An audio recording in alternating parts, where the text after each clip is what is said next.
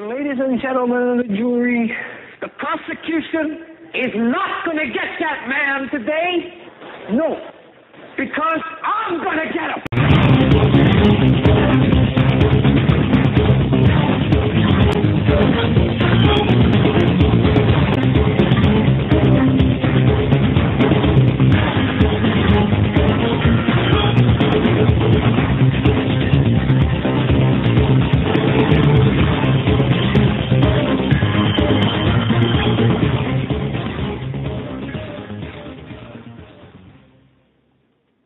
This is the Hagmann Report for today. It's Wednesday, November 21st, 2012. I'm Doug Hagmann, the co-host of the Hagmann Report with my son, Joe Hagmann. Together, we are the Hagmann Report.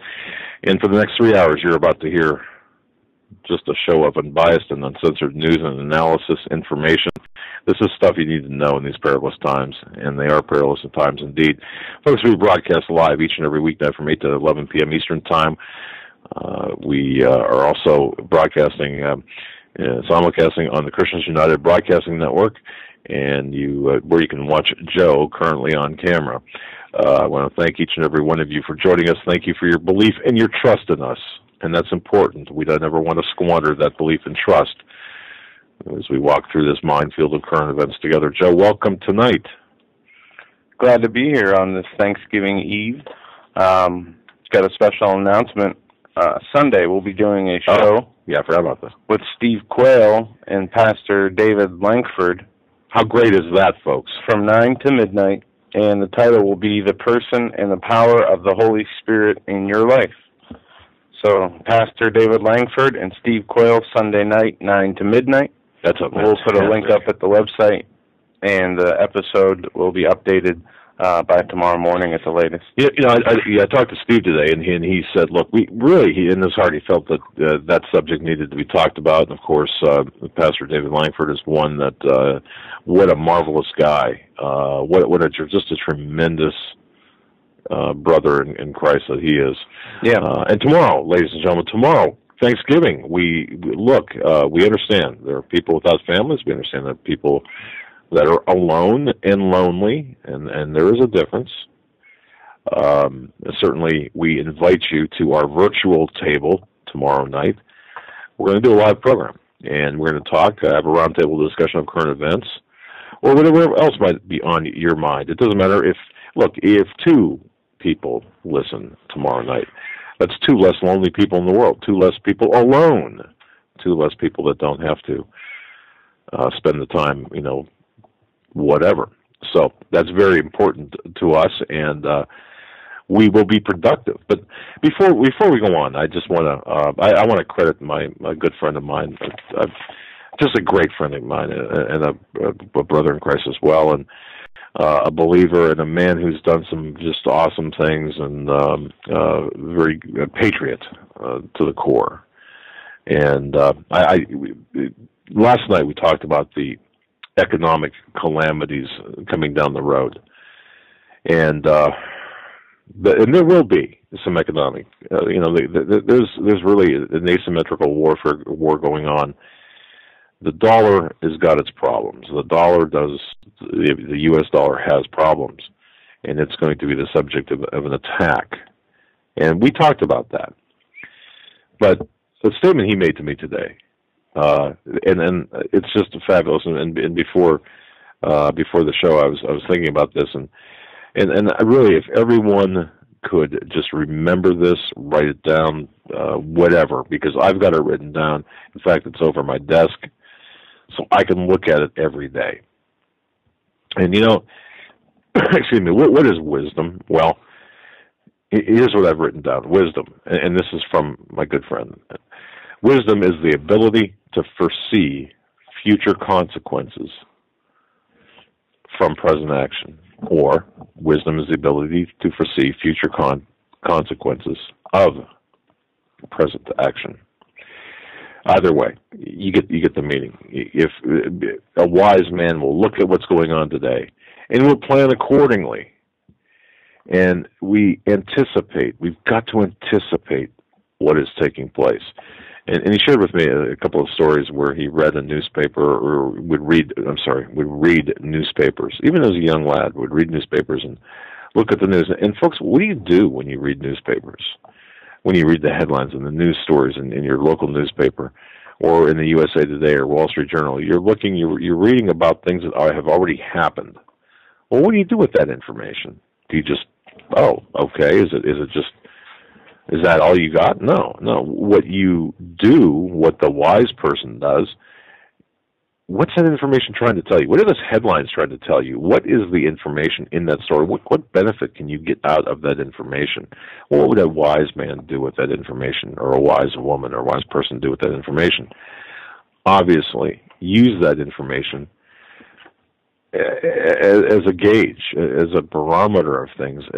But from that, anticipate, if you can, future events. Now, I'm not asking you to be a prophet or you don't drag out your crystal ball out of your closet. But certainly you can analyze. You can use your powers of analysis. Everyone listening to this program is look, I believe you're super intelligent. I really do. Of course, I'm saying that just to be nice and, keep our listenership happy. No, seriously. Look, everyone has God-given talents. And you have the ability, the reasoning ability, and that is something that's something you should put to use, especially in today's world. So if you see a headline or see a story about the dollar, or about the stock market, or about, it doesn't matter what it's about. Even if it's something locally, you can use that for situational awareness, to increase your situational awareness. But a wise person will have the ability, or develop the ability, to foresee future consequences from the present course of action, whether it's your action or someone else's action. Have that ability to foresee what's coming down the pike. And and I was reminded too during a conversation today with this gentleman, who I'm indebted to. I really am, because he's been very patient with me. Sometimes, look, I just don't get it sometimes. Sometimes there are things that I'm told, I just don't get it. It's like, hey, if you've ever taken an advanced mathematical course, or physics, oh, goodness gracious. I was terrible at physics. But anyway, that and well, I'll just leave it alone. But sometimes you just don't get, or sometimes you have problems understanding things. But if someone sits down and explains it to you, and has the patience, that's a gift from God, and certainly I was bestowed that gift in the form of this person. And so the other thing he said was this, and I just want to just caution everybody, because from yesterday's program, you might walk away from yesterday's program thinking, well, man, the American dollar is, obviously we're headed for problems, but it's going to crash, it's going to be worthless, you're going to be using it for, to line your bird cage, right? Mm-hmm. Well, no, that's not necessarily true. It's going to hold some value. But we are in for tough times. Yeah. Okay. But I want to say this as well. There's also the element too, and I got an email today from someone that this might be applicable to. There are blessings for those who survive, for those who stay viable, for those. Life is a gift from God. And there are a lot of reasons that we need to stay viable for our family. For our people around us. Look, as we enter into these bleak times, don't go hide in a hole. Don't go crawl underneath your desk or get in the fetal position and under the covers and not want to come out. No, not at all. If you, as a listener of this program and other programs as well, you should be the salt, the light for others. Find a way to make it through these difficult times. And he related a story to me about a woman in the Weimar Republic, and It's interesting. As everything was crashing down around her through the war, everything was crashing down around her, literally and figuratively. The money was just going. She found a way to she rented a room out of her small cottage to government soldiers, or government, I shouldn't say government officials, I should say. And in so doing, she kept herself viable through the times that she needed to live through. Life is a gift from God, and we need to stay viable. We need to stay with it. We need, because we are not going to be good to anybody if we just give up. So we have to live to fight another day. That's what we need to do. Don't lose hope, and have faith in God. And by all means, have faith in yourself. And by all means, do apply the principles of wisdom. Do anticipate. Do have the ability. Develop the ability to foresee the future consequences of what's going on around you today. Just wanted to bring that through and let you know that. Well, that was a good opening. Some things we're going to get into tonight. Rockets hitting Israel after truce. Also, a bus was blown up in Tel Aviv, but I want to open with two stories. One, a TSA story where a TSA agent exposed the breasts of a 17-year-old niece of a representative in the House of Representatives going to Australia on a Christian pilgrimage or trip here. TSA reportedly exposed the breasts of Representative Ralph Hall's teen grandniece, called it accidental. TSA internal reports released blames girl's loose-fitting dress. Republican Ralph Hall says TSA badly mistreated his grandniece, a 17-year-old girl, was subject to frontal nudity during a pat-down at LAX. The girl was apparently wearing a sundress, and apparently, as this TSA agent was patting down her stomach, her dress was pulled down and exposing her breast to other passengers, and basically she was disrobed in front of her Christian youth group at a LAX checkpoint. The TSA called this an accident and later stated it was a result to her dress that was loose-fitting. This was a church group, part of a church group going to Australia when she had the incident with the TSA. And apparently they got this footage on tape and they will not use it on air. But the angle shows the back of the 17-year-old girl. This is all tweets coming from the Representative Hall Twitter feed. So what's it going to take? Is it going to take a representative's family to be nothing? What's it going to take? Really nothing. We saw Rand Paul get detained by the TSA, and that's okay, right? But this, I wanted to open with that, and we're going to come back to that later. And on the other side here is take this job and shove it. Fed up Bangor TV anchors quit on air. They did this because they didn't want to put in the resignation knowing they would not be allowed to say goodbye to the community. But when reading the article, it's interesting to read why they quit. And the reason was basically censorship and the way they were told to report things from a biased position. They said basically they wanted to give balanced news and truth, and they felt that their duty as journalists, what they were doing was immoral and unethical. This is out of Bangor, Maine. Morality in the media. That should make news itself. Yeah, and it's interesting. It's good to see people doing this. Now let's hope that they open up their own media outlet. What was that, folks? What was that movie back in the 70s? I think it was. I'm fed up. I'm not going to take it anymore. That guy. Somebody in the chat room could help me. What was the name of that movie? My goodness.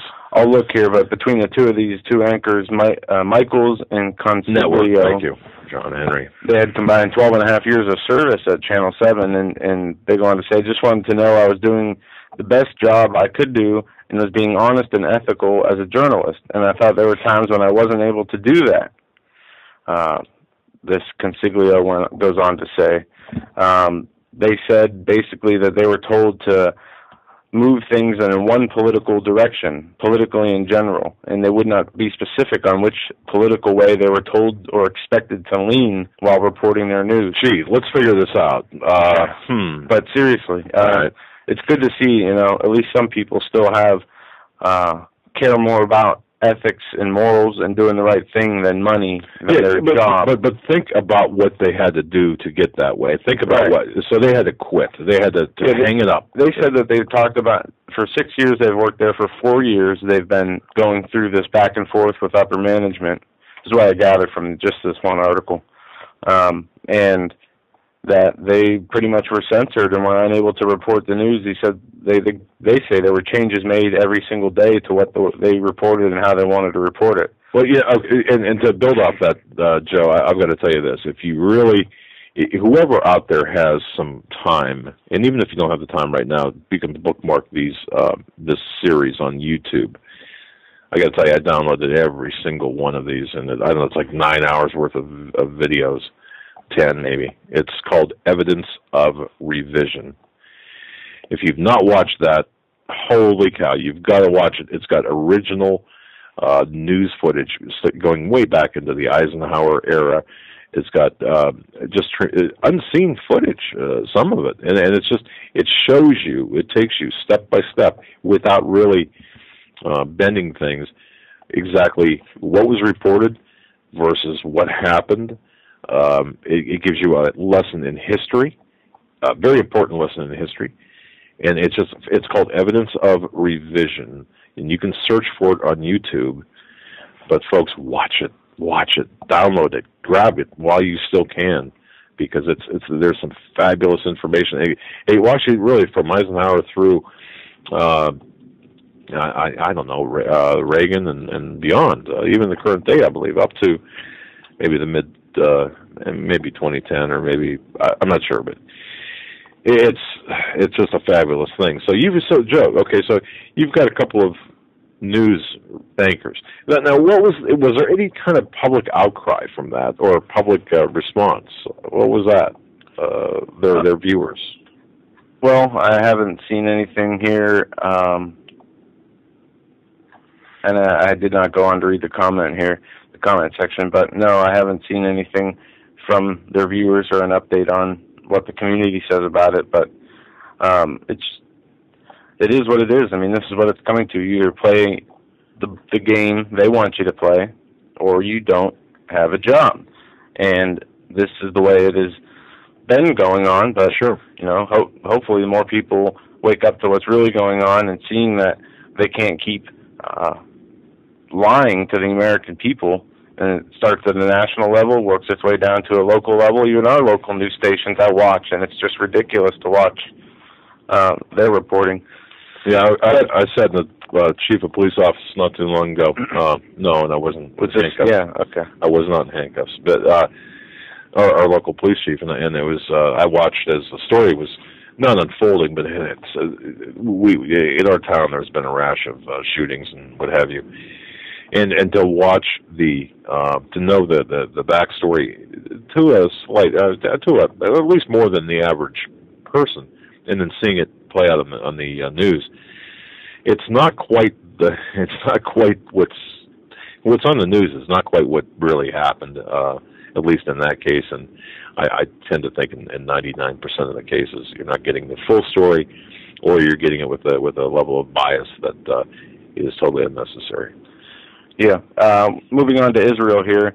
12 rockets hit Israel after truce, say police. 12 rockets fired from the Gaza Strip hit Israel on Wednesday in the first hours that followed the ceasefire agreement ending hostilities in the week-long Gaza conflict, a police spokesman told a Associated Free Press reporter. This is a different article here from the Times of Israel that says UN calls on sides to respect truce, though Israel criticizes the deal.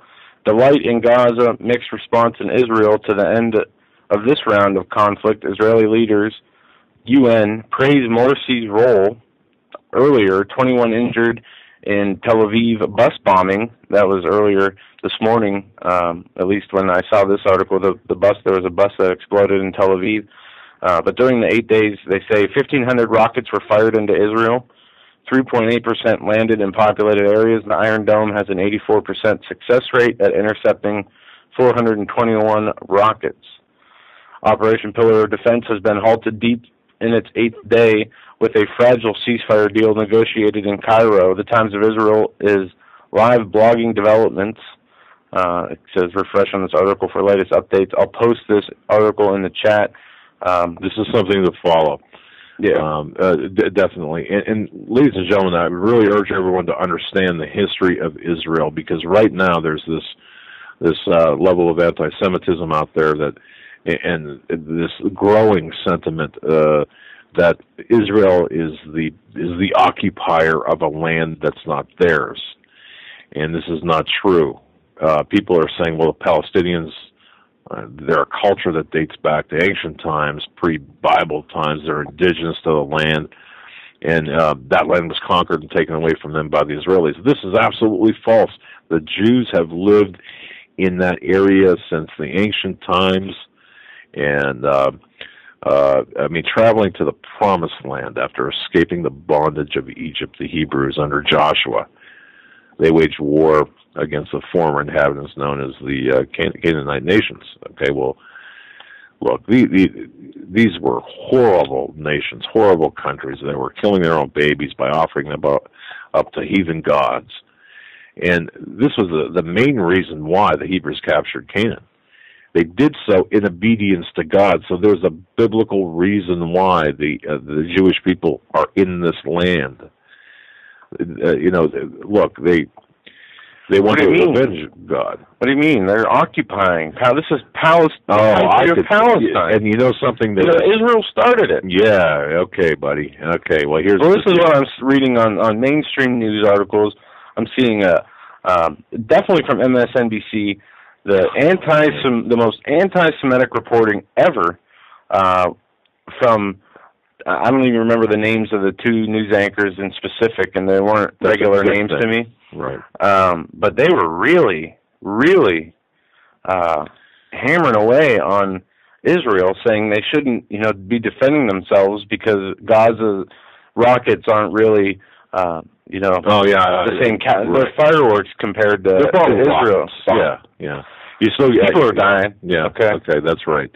Well, Israel shouldn't have to live in a state of terror and looking over their shoulders to see if there's rockets being lobbed into their country before they have to, how many rockets is okay? How many Hamas rockets will equal or justify one Israeli strike?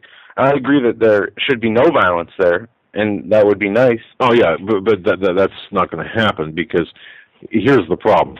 You've got one group of people, that is the Palestinians, as they are referred to right now, that simply, they don't care. They just want Israel annihilated and the Jews killed.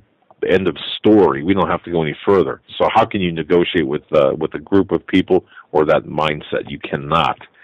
But if you go back in time, as I mentioned, the Hebrews under Joshua, once again, they were following a command, and this command is recorded in the Bible. So even if you don't accept the Bible as the Word of God, believe it or not, the Quran accepts the Bible as the Word of God.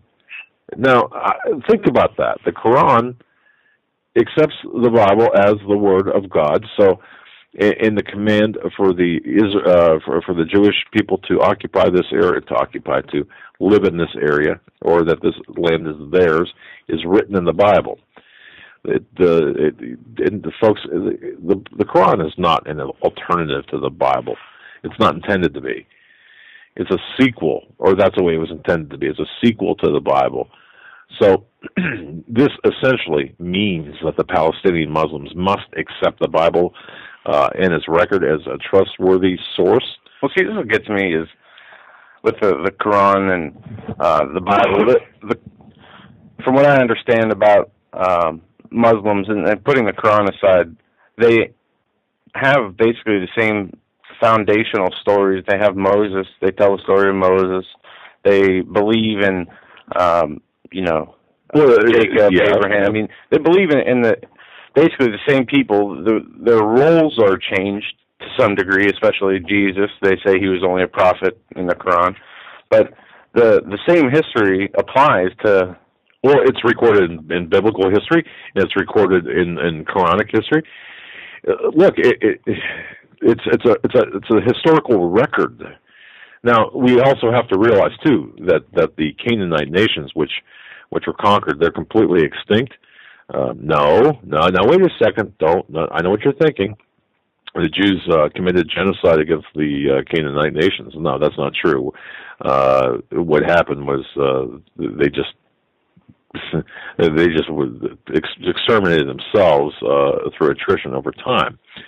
So this means that, even if somebody wanted to make the case that the fate of the Canaanites was unjust and that they are entitled to return to the area, there's nobody to return to the land that has even if they had that original deed, they're gone. I mean, the tribe of people is no more.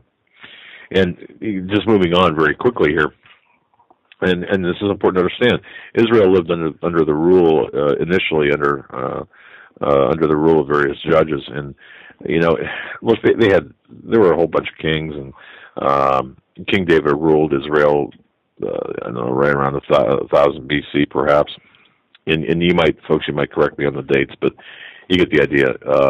There's archaeological evidence to support King David's rule and the House of David. I mean, in fact, there was a recent finding 2 pieces of basalt with the phrase House of David in one section and King of Israel in another. So there is sufficient evidence, historical evidence. In fact, I think that was recorded in Time magazine back before 2000.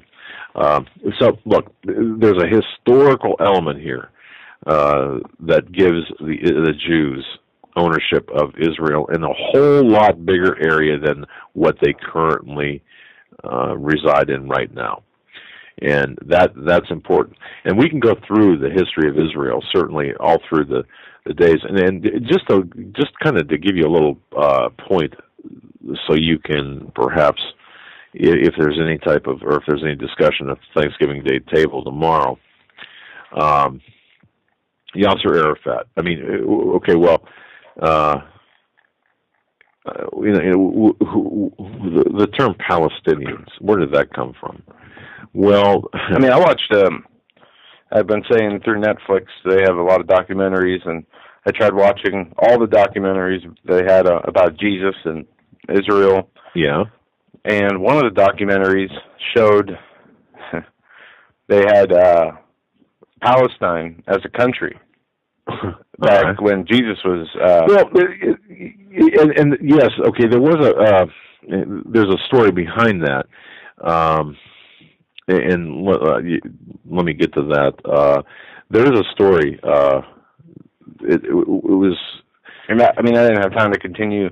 I just stopped watching the documentary, maybe 20 minutes in, and I didn't have a chance to look into it.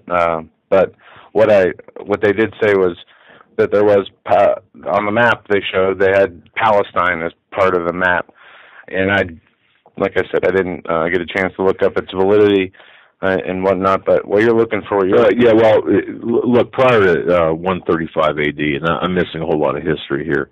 Let me just put it this way.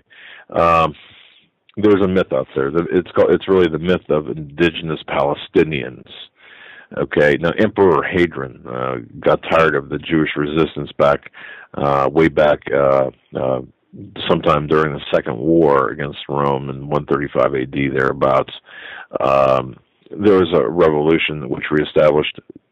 As I said, the Jews always occupied, always lived, always resided, held title to this area. Well, things happened, and there was the land was wrestled away from the Jews. Anyway, it went back and forth, and a second war against Rome took place back in 135 AD under the leadership of Simon Bar Kokhba. Now, his revolution reestablished a Jewish independent state for over 2 years, but a huge Roman army destroyed the stronghold. Now, after the Romans recaptured Jerusalem, Emperor Hadrian banned the Jews from entering it. but a handful of Jews remained in the land. And this included this rabbinic center there just west of Jerusalem. And the famous Council of Jamnia was held there, and the rabbis continued to govern their fellow Jews, this tribe, this group of people, but they still held onto that territory. Now, there's a myth going around here, the myth of the indigenous Palestinian or indigenous Palestines. So the map you saw, Joe, okay, it came from a time period when this Emperor Hadrian got so tired of Jewish resistance, he did everything he could to insult them and stifle any remaining desires, ambitions, whatever. What this king did, or this emperor did, was he renamed the land first Syria Palestinia, then Palestinia, which was actually a Latinized version of the word Philistine, which the Philistines were this notorious enemy of the Jews. They'd long since died off, but the Grecian Roman world was familiar with Israel's history, and that included the knowledge of this enemy of the Jews. So this Hadrian considered it like the ultimate indignity to take the name of this province of Judea. And no, it's not calling it, Smithtown or something. But he did it. He said, "All right, I'm going to really rub it in their faces," and he named the town, or named the area, Palestinia, and that's where, so that's where this Palestine came from. But there was never any. So Palestine's actually like a slam to the Jewish people and to the land of Israel. It never really existed. And then, and of course, there was more that was brought up during Arafat's reign as well, back in the 60s. He did some things to really create some problems. But so the history there of this area, when you're watching the various programs, shows, and when look, folks, don't believe this. Israel, the Jewish people, have a historical and biblical right to this land more. In the Sinai Peninsula, it's always land for peace. So they gave the Sinai Peninsula back.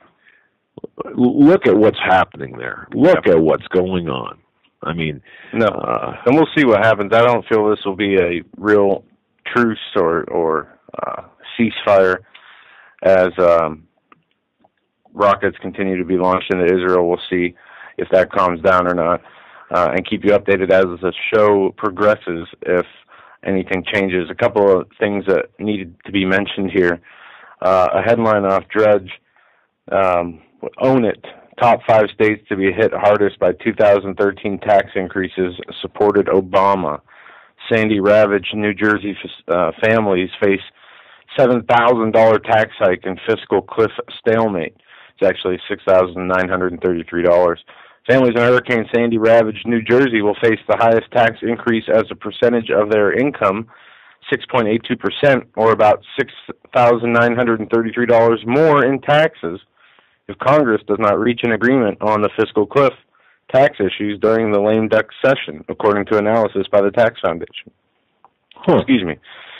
In its study of how the fiscal cliff would affect typical families in each state, the Tax Foundation reports that if the numerous tax revisions are due to expire on the 31st of December, and they are not changed, a 4-person family in New Jersey with a median income of $101,000 will see its taxes raised by 6.82%, taking that much more of its income would translate to roughly $7,000. Tax issues in question are the expiration of the Bush tax rates, which include the elimination of the 10% tax bracket and the reduced deduction for married filers, ending the 2% cut to employee side Social Security taxes, and the alternative minimum tax. And we went through these numbers a couple of weeks ago. There's an article, Americans for Tax Reform, New Obamacare Tax Reform Mandate, and it lays out all the levels of income versus the taxes you'll pay for that. level of Folks, income. do you realize, and once again, I owe this tidbit of knowledge to my good friend, there are, 90,000 different taxing entities out there. I mean, think about during the day. When our founding fathers came to this country to be free from these types of laws and taxes, and I'll tell you what, if they came back right now, I mean, that's why America was set up. That's why we were more than tea in the harbor. Part of the Declaration of Independence, our Constitution, it states the right for private property. It states the right for people to be, not taxed.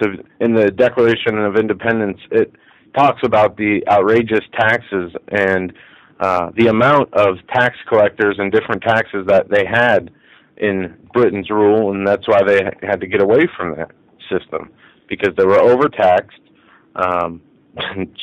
not to the way we are today. Today's much different, I would say, but I thought this was interesting. CIA closes its climate change office, stating it's a waste of money, complete waste of money. At the same time, I'm disappointed. Al Gore on carbon taxes, natural gas, and the morally wrong Keystone Pipeline. November 14th and 15th, Climate Reality Project held its second annual 24 hours of reality TV marathon, spending an entire day and night live streaming events and panels around the globe to highlight various aspects of the climate crisis. This year's theme was dirty weather. More than 100 people, elected leaders, scientists, business people, and activists appeared on panels, and millions tuned in to watch. I caught up with Climate Reality founder Al Gore around hour 18 of his all-nighter and asked him about current U.S. climate politics. Question, did you see Obama's press conference the other day? Answer, I heard the experts on climate change, and he laughs. He says, no, I'm not going to go ahead. We have conflicting interests here. Talking about they would never propose a carbon tax. And Al Gore wants, a global greenhouse gas tax, a global carbon tax, international carbon tax, and the European Union has one of those carbon swap schemes going already, and they want to implement some of that similar system here in the United States, a cap and trade system. They say it offers an opportunity for bipartisan census, and because of our problem of overpopulation, what we need to do is pay Al Gore and the government money to take care of this carbon dioxide problem. Folks, all you really need to know is that environmentalism as a whole, it's a tool to further a socialist agenda. Yeah, and it's been listed as such. Even in the 1963 Communist Goals, it talks about how using environmentalism is a way to gain taxes and to further the green agenda is a way to further the police state and the regulations on farmers, small businesses, and people and individuals. Why do you think there's regulations on how much water is used to flush our toilet? With smart meters, the whole thing is insane. Right. And stay out of our bathrooms, stay out of our houses, really. And we've got to understand, too, that government's control of energy, you get control of energy, you control every aspect of a person's life. And that's what they're moving towards. Yes, exactly right. And we referenced yesterday the book, Gore's book, Earth in the Balance, the last chapter. It's oh man, it's toward a totalitarian world government. That's what the whole goal is, to enslave everyone under this false pretext of environmentalism, which is nothing more than a tool for socialism. We need to understand, look, it's not that we don't care for the planet. We don't want to leave a garbage heap for our children, but we're not going to do that. Do you think that by moving a factory from southwest Pennsylvania to Venezuela or China is going to really make a difference into the global climate? No, it's just transferring the wealth. and as we stated earlier, as Alan Karuba from Canada Free Press came on and stated, one volcanic eruption emits more carbon dioxide than us humans can in 100 years of our current rate of,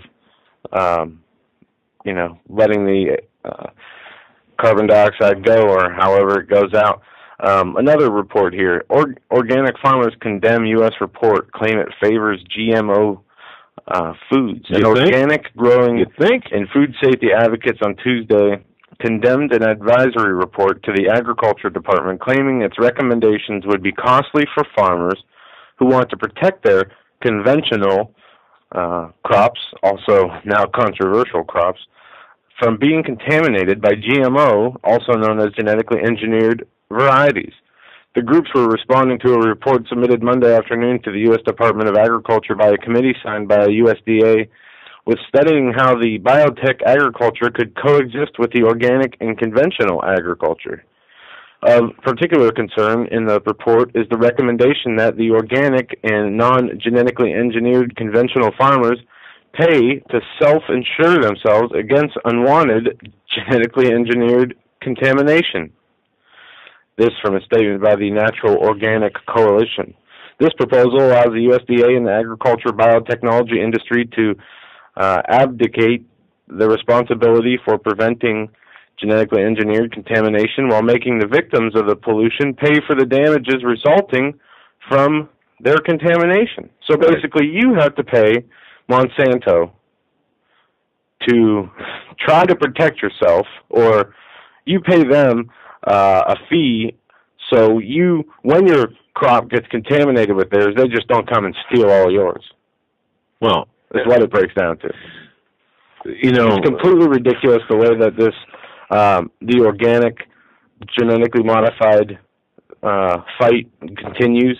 They won't label the genetically modified food. Even the legislature, I think, passed a law, or that's right. Republicans and Democrats alike both voted so Monsanto would not have to label their genetically modified food. Organic milk and food store raids are completely out of control. I mean, we have SWAT teams raiding raw milk stores. We have the S510, the Food and Safety Modernization Act, which makes it illegal for you to sell, share seeds, and prevents other agricultural practices that farmers across the U.S. in its entire history have, and has always been a right, now is making it criminal. That's S510, the Food Safety Modernization Act, and moving away from organic food to another crop of people that is illegal right now, marijuana. And the reason I found this important is because what was said, there's a big movement here to legalize marijuana in the states. Have you heard about this? A couple states actually voted to legalize it, Colorado and Washington. Yeah, I did. Well, the United Nations drug czar says states can't legalize marijuana or marijuana because it says so under international law. Token on over there. Yeah. The president of the UN's International Narcotics Control Board, Raymond Yons, wrote a threatening letter to the U.S. government to challenge marijuana legalization in Colorado and Washington. Apparently, the voters in Colorado and Washington were unaware that they would have not to only fight off the federal government, but also the global drug czars, as well as their effort to exercise their local sovereignty. So, since when does the United Nations come in here and tell us what the hell to do? Seriously. This Mr. Yon stated that the developments are in violation of international drug control treaties and pose a giant threat to public health and the well-being of a society far beyond those states. What about Amsterdam? You can go to Amsterdam. The governments don't control the flow of drugs. It's dangerous. You have to understand that. Of course. Yeah. I mean, really, if we don't have international drug lords, who knows how they'll grow the marijuana? Maybe we'll have genetically modified marijuana soon. I mean, this is so ridiculous. Oh, man. And I saw these stories and kind of went through them. These are things I didn't get to cover the last couple of days, and this marijuana story here came up today. But it just shows the insanity of what is going on in our police world. Not a police state, a police world. You can't even grow crops unless you pay Monsanto to not get infected and, hoping your farm doesn't get raided because you're not growing these genetically engineered crops. And then you have a plant, marijuana, that people in 2 states voted to legalize it, and you have a UN drug czar saying international law bans these states from allowing themselves to legalize marijuana, which is completely against the Constitution. The United Nations, international law, has no authority over the United States Constitution when states are acting in those specific states. It's just ridiculous. But anyway, well, yeah, we'll move on to some other news here. Yeah, I want to thank Marianne for sending this to my attention here. Entitled, "Can the United States Survive Obama's Double Down Day?" And this is referencing the economic status and condition. And your video is ready to go. All right. Yeah, what we're going to do, folks, remember how we opened the program. We opened it to talking about the devaluation, the debasement of the dollar, and really about how we, as influential members of our families and leaders within our own spheres of influence, and we're all playing this zone. I mean, we're all assigned to a zone, if you will, and think about that, because folks, and there are so many people that listen to this program, and we touch a lot of lives, and you touch a lot of lives as you're listening. The people who listen touch a lot of lives. And that said, you can actually influence. I mean, we could. It would be great if we could change the tide of certain things. That would be great. But Marianne sent this to me. About the video or about the audio. There's a great audio and video out there that explains gold and money, and explains that for example, you buy a house at I don't know, $20,000 back 25, 30, 40 years ago, whatever it was, and you sell it now for $100,000, and then it's resold, and then pretty soon you're paying $150,000 on the house that originally sold for $16,000 or $20,000. I was watching, or happened to catch part of the rerun of Andy Griffith, that series, Andy Griffith show, and it was funny because the episode that was on, they were talking about housing prices, or about how much the house, this one house cost, and it was like $3,300, and getting a mortgage for $1,600 or $1,500. It was funny. Now, what happened? I mean, did the value of that particular house, even though it was fictional, I mean, it's just a house back in the 60s, did the value of that house go up so much, or did the value of our dollars go down? So it took more money to. Can I guess the answer? Yeah. What do you think? Yeah, it's definitely the dollars. Well, yeah. So the value of the dollar going down. And the audio that we have explains the connection between gold and it just it's a very concise explanation, which I would urge everyone to listen to and then pass along. So we'll close that out at the. Close up the first hour with that. But Marianne sent this to me, and I want to thank her. Can the U.S. survive Obama's Double Down Day? And Christopher Monckton, folks, you know him, right? He's climate skeptic, of course, climate change skeptic, advisor former advisor to Prime Minister or former Prime Minister Thatcher, and so on. In fact, he's on Alex Jones quite once in a while, and other programs, Russia Today, quite frequently.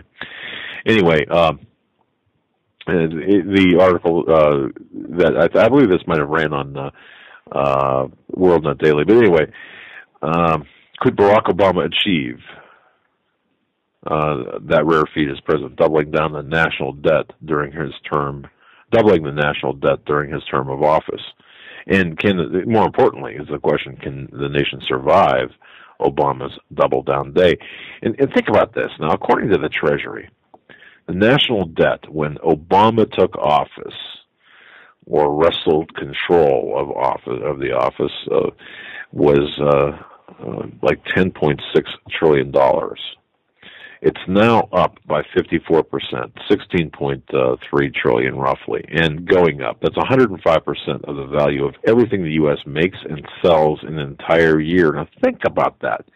That's more than we make and sell in an entire year. Now, by comparison, the European Union's anti-bankruptcy treaty states that no member state of the Union may borrow more than 3% of GDP in a year, or 60% in total, yet we're at 105%.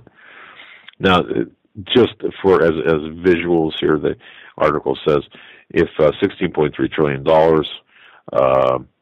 if there are dollar bills, each bill is 6.1 inches long. If they were laid end to end, they would stretch all the way to the sun and back well over 8 times, or to the moon and back 3,300 times. It's a staggering thing. I mean, you can't tell me, folks. Can you really imagine trillions of dollars? Of course you can't. But if Obama continues to borrow at the current rate, his double down day will occur well before he leaves the White House. At that point, our debt will be $21.253 trillion. Now tell me, what would that do to our money? I mean, really. And of course, I found this interesting because I did not realize this. I heard about this. You know how Nancy Pelosi, she had this chart, and I remember this. It was being touted all over the internet, saying that Obama was actually borrowing less than the previous 4 presidents. Well, Pelosi decided to deep six that chart because people pointed out that she left out an entire year from Obama's term of office. She added it to the Bush's term. But see, look, we're not going to survive this. I mean, no family that's running on a deficit like this by proportion. I mean, obviously, we're not talking about trillions of dollars, but I mean, think about that. You think about this. You've got a credit card debt, or all of your installment, and all of your installment debt is X amount of dollars. I don't know. We'll say $2,000 a month, and your income, I should say, we'll say is $5,000 a month, and you're spending $10,000 a month. What are you going to do? You've got to get your spending in control, or raise your income. I mean, there's only 2 choices, and it would be more responsible if it's if possible to get your spending under control, and of course raise your income at the same time. That would be a good choice, but not on the backs of your neighbors. Not on the backs of your neighbors. That's what's happening. This is what's taking place today, and this is what's going to cause this social chaos right now, because this is legitimate theft from your neighbors. This is the government coming in and saying, you know what, we're gonna. I mean, this is reverse Robin Hood stuff. It's incredible. So it's just there's a fiscal collapse coming, indeed. All right, but look, as I said earlier, we can get through it. We need to plan for it. We need to anticipate it. We need to use our wisdom. Yeah, and those listening live, go to www.homelandsecurity.us1.tk. I'll post the link in the chat. Yeah, Homeland Security US 1. If you want to watch the video, or you can just listen to it. Yeah, it's not necessary to watch it, but listen carefully to it. It helps with some of the visuals. It's kind of a neat visual, but so what? And we're going to go to break right after this video. We're going to come back and take your phone calls on the other side. If you want to weigh in on this Thanksgiving Eve on anything we talked about or anything we have not, definitely join the conversation at 661-244-9839. Excuse me. You and your family are going broke right now, and you don't even know it. When the gold standard was set in place, the price of gold remained a constant $20.65 per ounce, and this price fluctuated only 1 penny over the years 1833 to 1890. That means that for 57 years, the U.S. dollar was literally as good as gold. And that's how the United States currency was designed to be from the very beginning. The Constitution states that our currency was meant to be only gold and silver, to prevent exactly what's happening to the U.S. dollar right now. From the years 1891 to 1930, the price of gold per ounce was still very stable. The low was $20.58 per ounce, and the high was $21.32. And this means that between the years of 1833 to 1930, for a total of 97 years, the price of gold changed in U.S. dollars only 74 cents from top to bottom. Interestingly enough, the price of gold hit an all-time low during the Depression year of 1931. And many people believe this is done on purpose by the newly formed Federal Reserve to really twist the knife in the economy of the day, by reducing the total amount of money in circulation and thus making even the smallest amount of money very tough to come by. There is a common mistake by some people to think that the Great Depression is why the Federal Reserve was created. The truth is the Federal Reserve was in fact created in 1913, and this is well before the Great Depression. Since the Fed's creation, we've been slowly going off the gold standard, until finally, on August 15, 1971, President Nixon, one of the worst presidents in our country's short history, announced the United States would no longer redeem U.S. currency for gold. And this was the final step in abandoning the gold standard. What is important is to visually see the devaluation of the U.S. dollar since we were taken off the gold standard. Keep in mind the price of gold really doesn't go up or move, it has historical value. It is extremely consistent. So instead of seeing this as the price of gold going up, you need to see this as the value of the dollar dropping like a rock. The price of gold has been flying right now. It has recently been as high as $1,030 an ounce all the way down to $870 an ounce. And what I find most interesting is if you want to buy a brand new Corvette convertible in 2008, it would cost roughly $55,000. So in gold, that'd be roughly 60 ounces of gold at the spot price of $930 per ounce. So at the time when gold was $930, you could basically take 60 1-ounce gold coins, cash them in, and buy that very same car. Inversely, if you remove inflation and the devaluation of the dollar, as if the U.S. currency was still attached to the gold standard, as it was originally intended when this country was founded, that same car being bought with the same 60 ounces of gold would have a gold standard value of only $1,200, or the same 60 $20 1-ounce double eagles. So if that car price today is $55,000 and the gold standard value is $1,200, this means that we're sitting on roughly $53,800 inflation over the last 100 years for a $1,200 item. This brings the original dollar value to roughly 2 cents of today's money. I'm sure this is pretty tough to imagine, and some people can't handle this concept and will try and blow it off as incorrect. The fact is, this is what's really going on with our currency. Don't believe me? Try this one.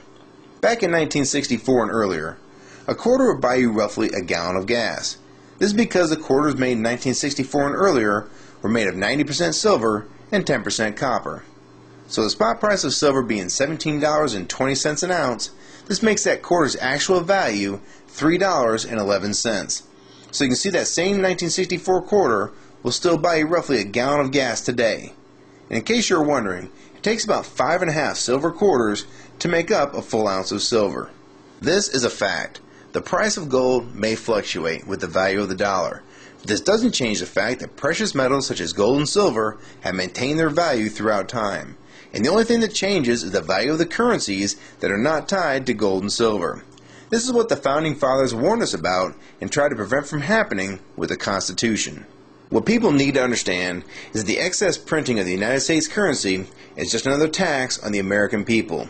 It takes the value of the dollars that they have and makes them worth less in the long run. Meanwhile, you're still making roughly the same amount of money, yet the prices for everything from gas to milk are going up constantly, when in fact, nothing is really going up in price.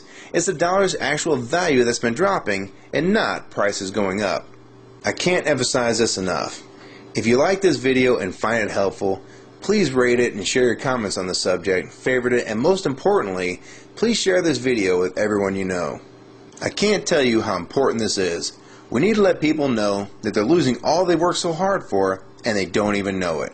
And only with your support and help can videos like this be seen by people that really need to see what's going on with their money and the economy of the United States. So please help support this channel and others like it. All right, ladies and gentlemen, that was the video about the currency. And it's kind of funny to listen to when they said about spot price being at $930. And you know, back then people were saying, "Oh, it's overpriced. Gold's overpriced."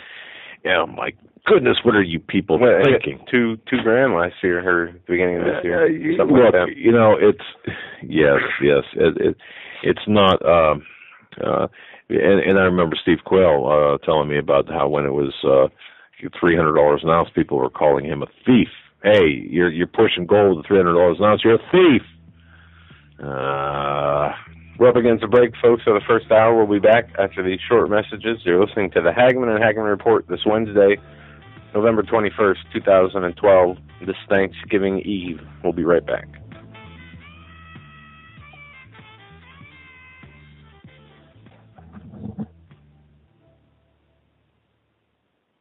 Survival of the fittest. In any and all situations, survival is your number one priority. That requires being tough and thinking smart. And the folks at Freeze Dry Guy are going to help you do just that. They have the long-range patrol ration entrees, what they call the Brick Pack. When you're in survival mode, it is absolutely the best item for your survival pack or bug-out bag. You can go farther, faster, and carry more food with the LRP cold weather ration entrees. Not only do these long-lasting, durable entrees help sustain you or your family through the harshest environment or situation, they are by far the most delicious of their kind. No contest. With a variety of tasty entrees, you can't beat the LRP Brick Packs. Let Freeze Dry Guy help you in your survival situations. Go to freezedryguy.com. That's freezedryguy.com. Or call 866-404-3663. That's 866-404-FOOD. You better wake up fast and listen to this, America. The Obama campaign has launched attack squads disguised as truth teams dedicated to intimidating and silencing all political dissent carried over the internet that criticizes the Marxist Obama. Truth squads specifically focused on covering up Obama's endless trail of lies, corruption, and subversion, and using the Gestapo power of our own government to police and censor the internet and shut down websites that dare to carry the real truth about Obama's Marxist coup. Remember the names of these Gestapo-style agencies at work right there in your neighborhood. KeepingHisWord.com, KeepingGOPHonest.com, and AttackWatch.com. KGB, SS, and Gestapo-style police-state gangster organizations at work to silence the important voices of patriot dissent, some of which have already been shut down by Obama's orders. Adolf Hitler would have been proud. We're the 21st century Tea Party patriots. Hi, folks. Doug Hagmann here. You might know me as the co-host from the Hagmann and Hagmann Report, or as a frequent guest on Coast to Coast AM with George Norrie. If you're like me, you're tired and confused over today's headlines. You just don't know where to turn for accurate, concise information about really what's going on, what's truly going on in today's society. If you don't know where to turn for accurate, well-researched, and properly vetted news, I've got a suggestion. In fact, it's a requirement. Bookmark Canada Free Press. That's CanadaFreePress.com on the internet.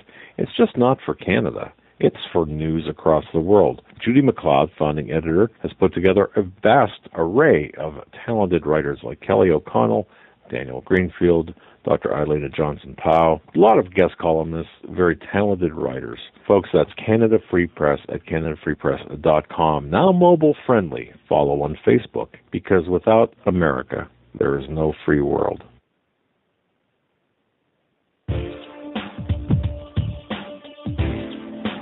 Hold on to your seat. The Hagmann and Hagmann flight is now taking off. Doug and Joe Hagmann have cleared the runway of TSA agents, jihadists, political crackpots, and global elitists. Now get ready for some real news. Here they are, Doug and Joe Hagmann.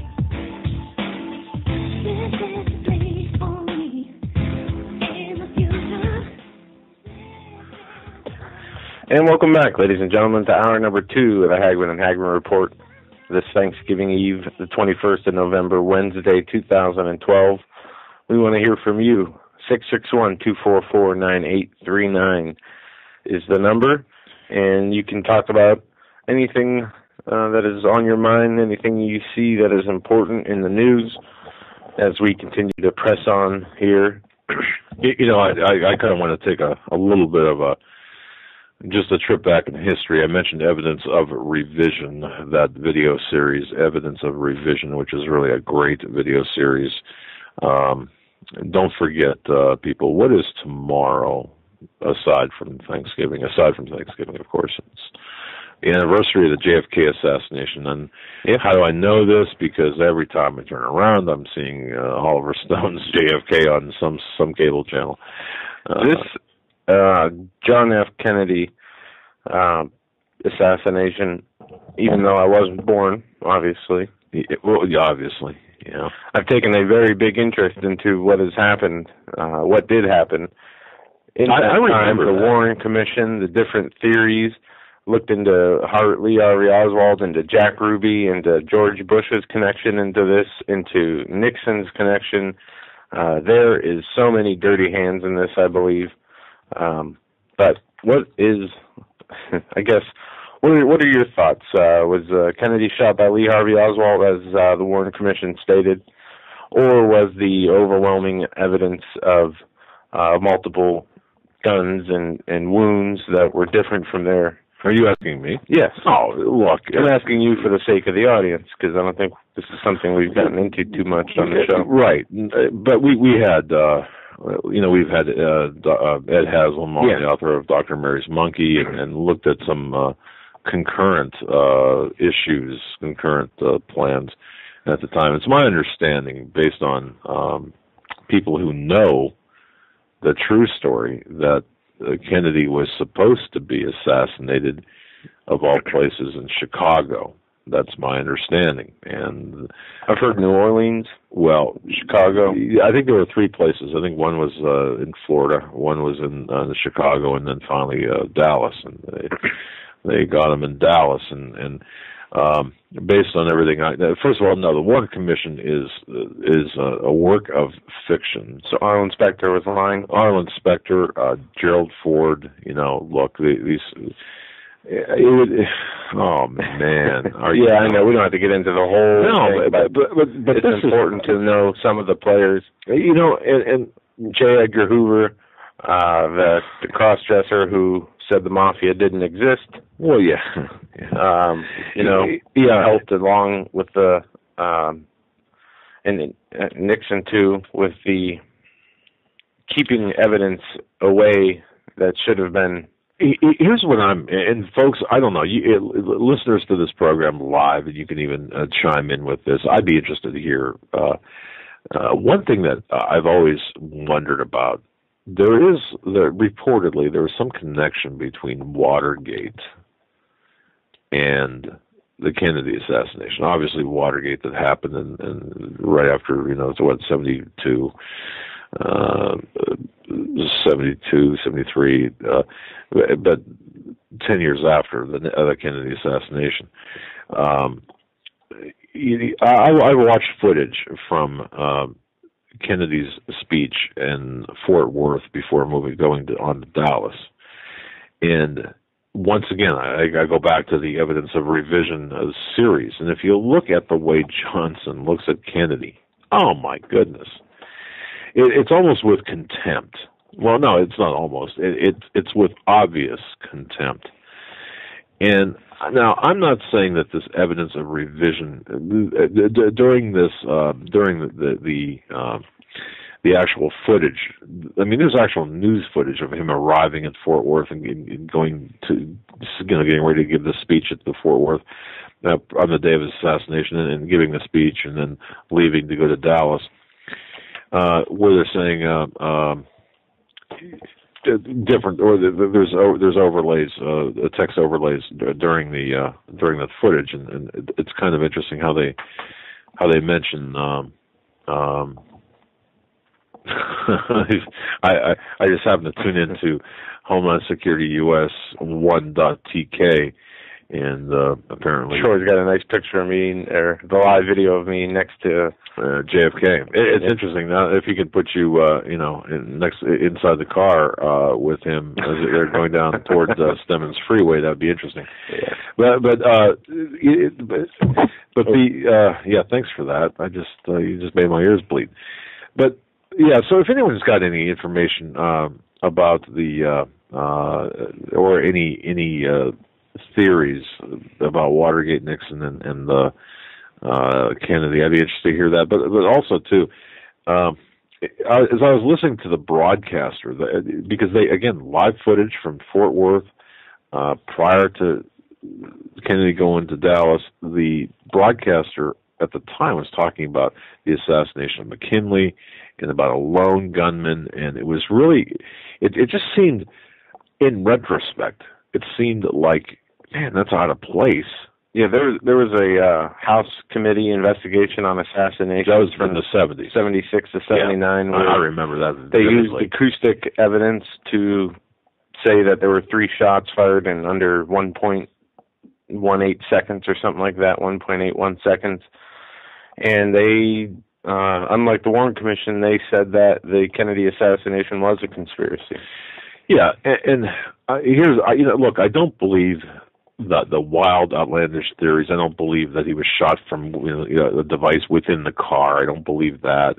No, I don't. I think he was really shot. I mean, you look at the footage. You look at where the people ran directly after. Right. They didn't run up that grassy knoll area, as they call it. Because they thought it was safe, or they were trying to get away. They were running after where they heard the shot come from. Yeah, and it was interesting when that motorcycle officer put his bike down and ran up the knoll. And you have the Secret Service jumping off the back of the car, being ordered to get off the back of the car. Initially at Dallas. Yeah.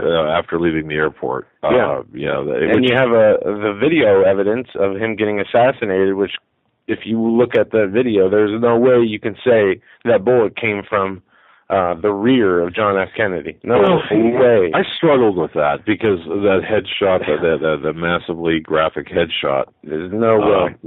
You see no way. He gets shot directly, man. I mean, it's coming right at him from the front right side. He I remember the blood spatter analysis course that I took, and seeing, I mean, obviously there's certain characteristics of blood spatter, there's certain characteristics of ballistics and such, but you have to factor into the speed, the speed and motion of the car, and various other factors as well. So, that took me a while to really, and I'm not sure about that. I believe that was a shot from the front, but I can see the argument that would be made or could be made as being a shot from the rear. And I'll just stop there. I'm not saying that. I can see where that argument could have some validity given the totality of circumstances, which would include the speed of the car, among other things. But I'm more inclined to believe it's from the front. And I do believe that we should, ultimately, what I think, it was actually perpetrated by the mafia. The mafia had a hand in that assassination. I guess is what I'm saying. Well, from what I understand, the mafia, like today's Sinaloa drug cartel in Mexico, were partners with the CIA. They were partners. The mafia was partners with the CIA back in that time. For a number of reasons. One was the Kennedy and Castro situation, the business that was lost in Cuba from the casinos and other things that were going on. And there's a long line of connections to the mafia from John Kennedy's father, Joseph.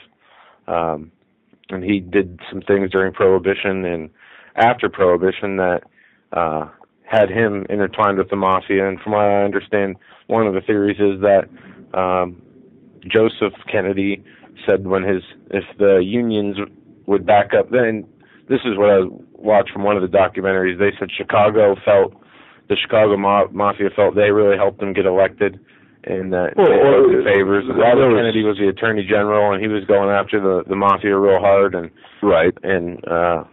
John Kennedy, the one crime family boss said that they thought it was a mistake they killed John Kennedy. They should have killed Robert.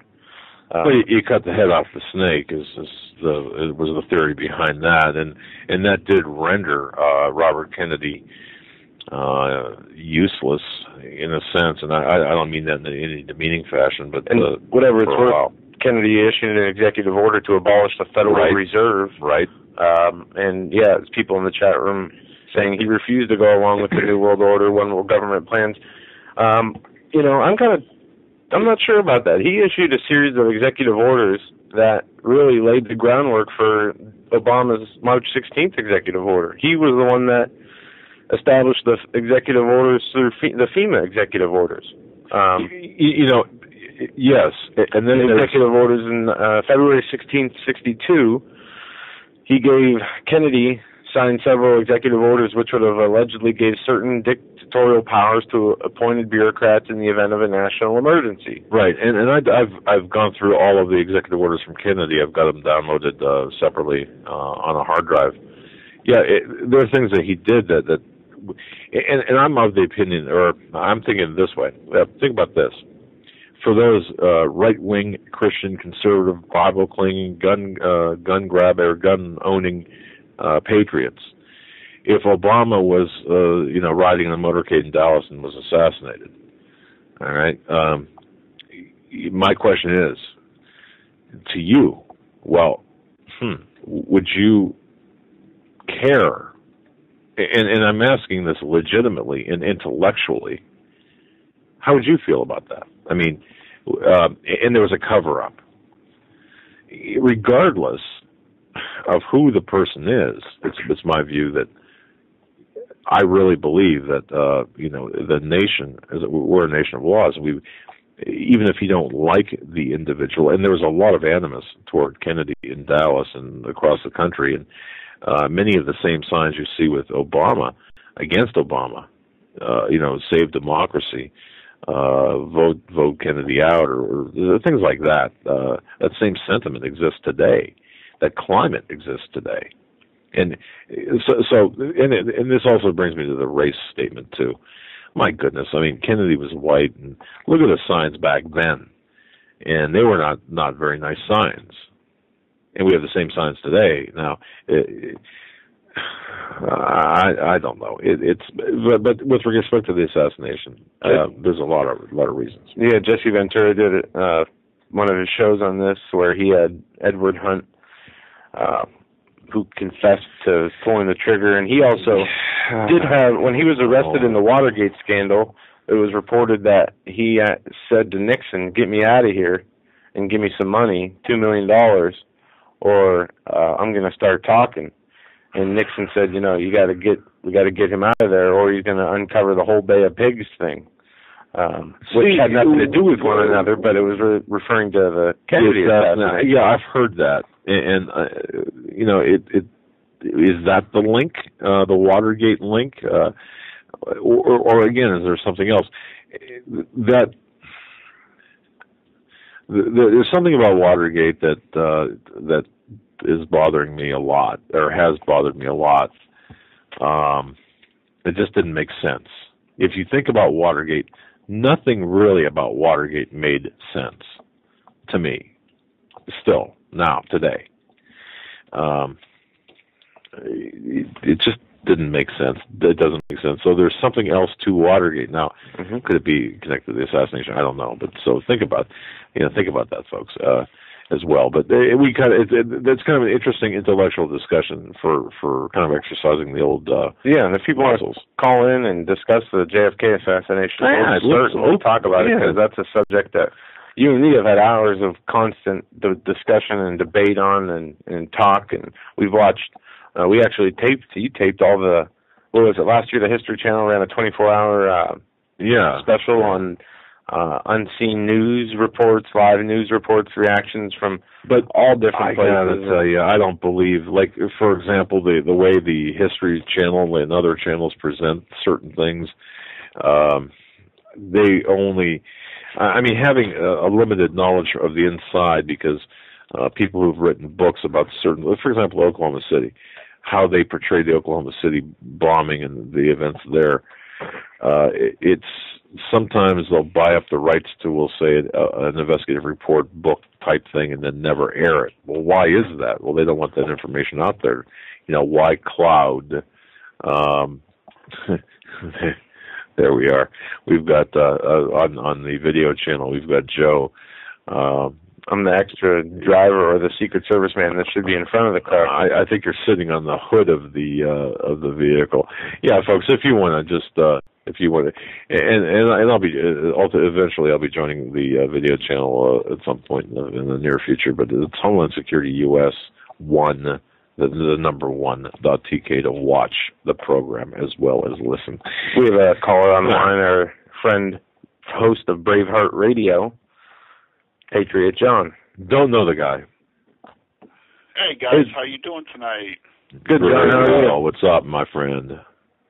Well, I was sitting here nice and quietly listening, and then you started talking about bitter clingers and how they would feel about not that any of us are wishing for this, but the assassination and potential assassination of President Obama. Right. And well, John, hang on a second. For those just joining this program, we're talking about this in the context of the Kennedy assassination and the animus that was present in Dallas and across the country against Kennedy, and comparing it to today with that same sentiment against Obama. All right, thank you. There. Okay, that nice. Good that you got that disclaimer out there. Aside from the moral abhorrence to taking of a life, if that were to happen, and I don't care if you're a bitter clinger or if you're a card-carrying communist, it would be so detrimental to this country, to the safety of the people, and to the fabric of society itself. I mean, we dodged a bullet with the re-election of Obama because of all these threats that were out there, and I believe that those threats had a strong basis. If he lost the election, I don't even want to think about what would happen in this country if some idiot decided to take him out. That's too much for me to even think about. Do you think? Well, it's almost ridiculous for me to ask this. I mean, the racial tensions that would just absolutely, my goodness. Yeah, I wouldn't even want to think about that. I mean, the racial fallout from that. We just have to pray that never happens for a number of reasons. One, the fallout it would create. Two, Joe Biden would be left to be president. Oh, there would have to be another thought. shooting after that, probably. But no, we don't want to see any president or anybody get killed. Of course not. As much as I despise the policies of this man, I don't want to see anybody get murdered. Yeah, exactly. Now, and that doesn't that though. I mean, think about this now. The natural progression of things. If you lived during the Second World War and you had a chance to kill Hitler, and other people have, or other people did have that chance and attempted to kill Hitler, knowing that the evil, just the very evil behind that, would you, if he was in your crosshairs, Hitler, that is, would you pull the trigger? Well, if that's the case, what's the difference between a German tyrant? Or if, let's say, the next president or two presidents later, after this, goes rogue and pulls a Hitler. At what point is that decision? Do you make that decision to you've got to act? That's kind of my question. Well, and it's quite a loaded question. As well, because anything that we say can and will be used against us in a court of law, and it would take extraordinary circumstances, I think, and nationwide, maybe even worldwide circumstances to bring any kind of justification to that point. Sorry for the noise in the background. I'm getting a text message. it would be the entire fabric of society, any semblance of a functioning government would have to be gone, I think, before anybody could. If it could be deemed justifiable, that those kind of things, I think, would have to be in place prior to any kind of action like that being undertaken. Well, you couched that well. Well, okay, but let me ask a different question though.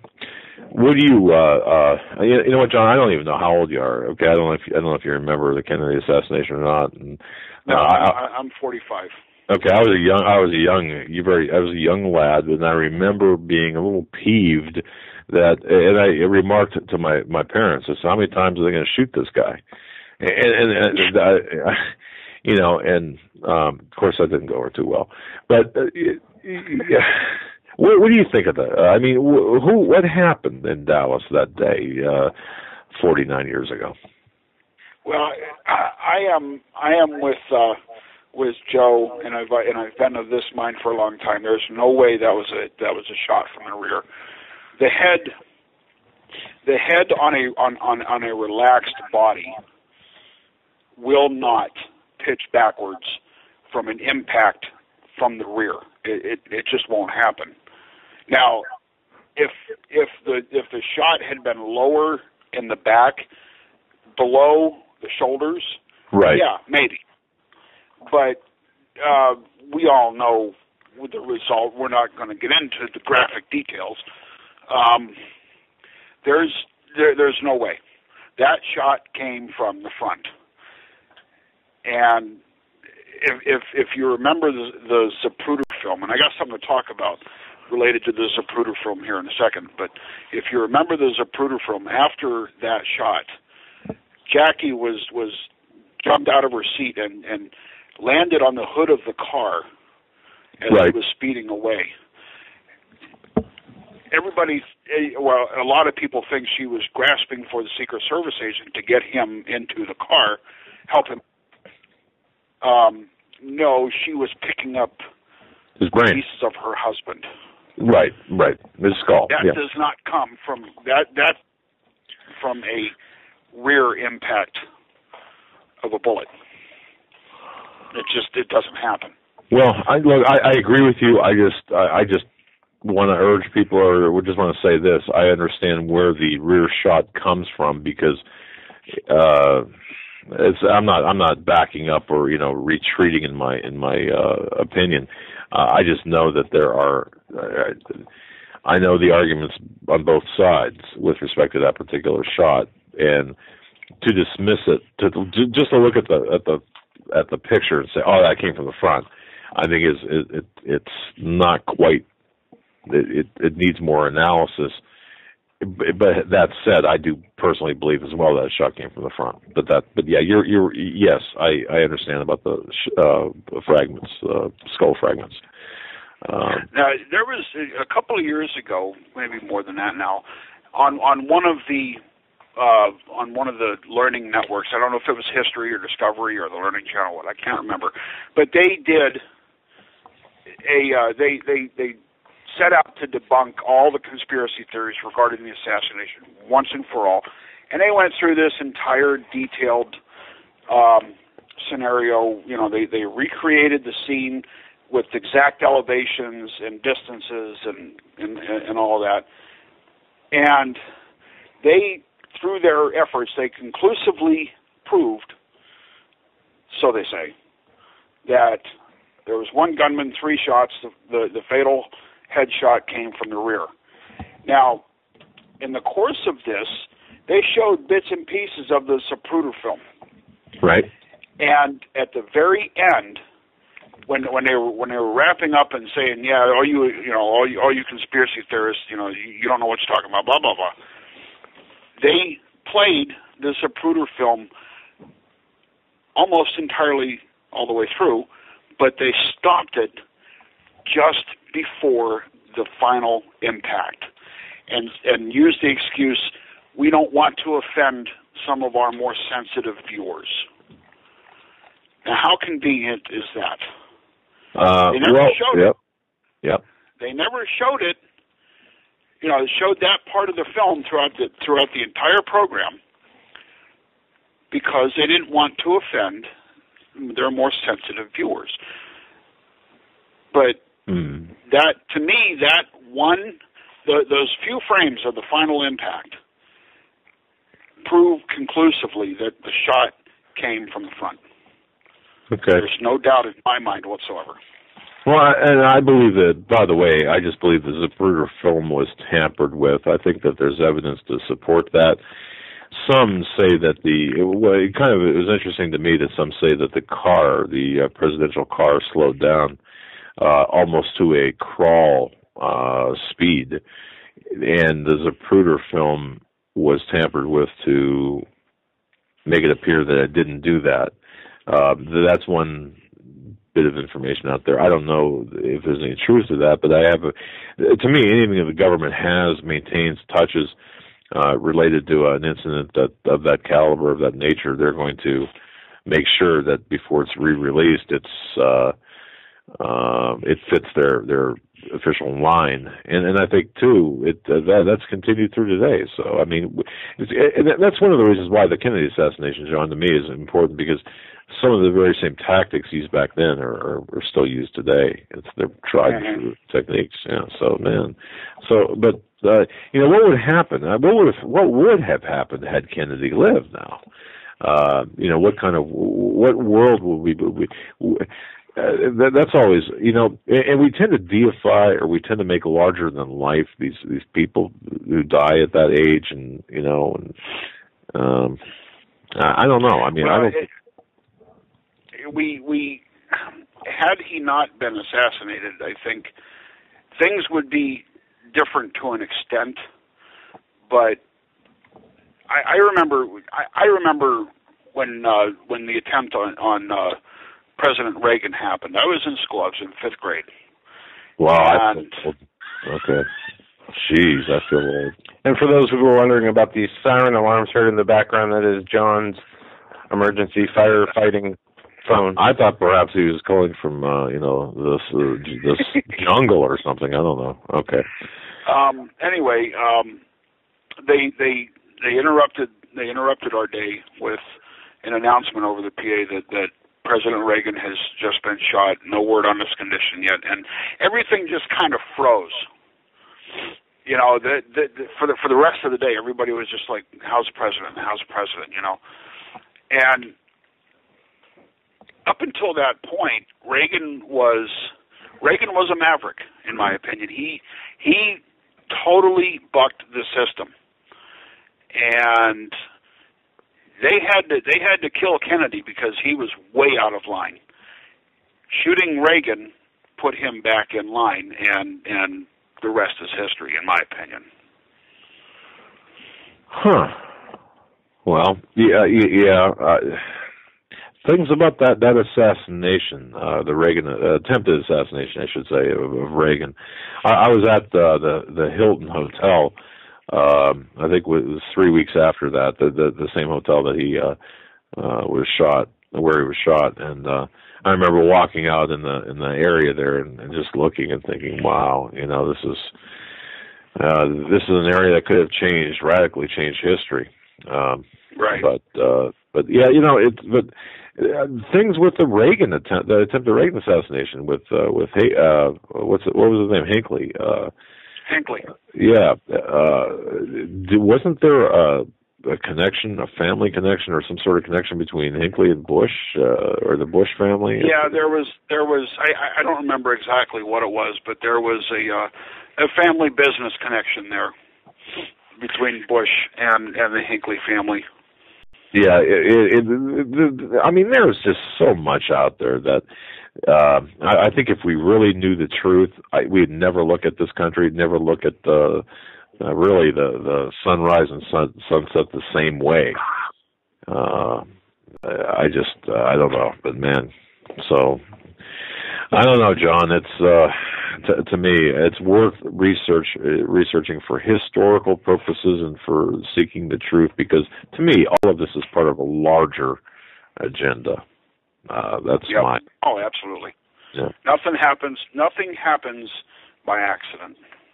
Yeah, not in politics anyway, that's for sure. Not in politics. All right, guys, I'm going to let you go. Have a great rest of the show. Have a great Thanksgiving, and stay safe, and God bless.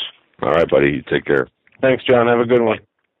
Yeah, John from Braveheart Radio. That's Braveheart Radio every Saturday night from 6 to 9. Yeah, and I just want to address some people in the chat room.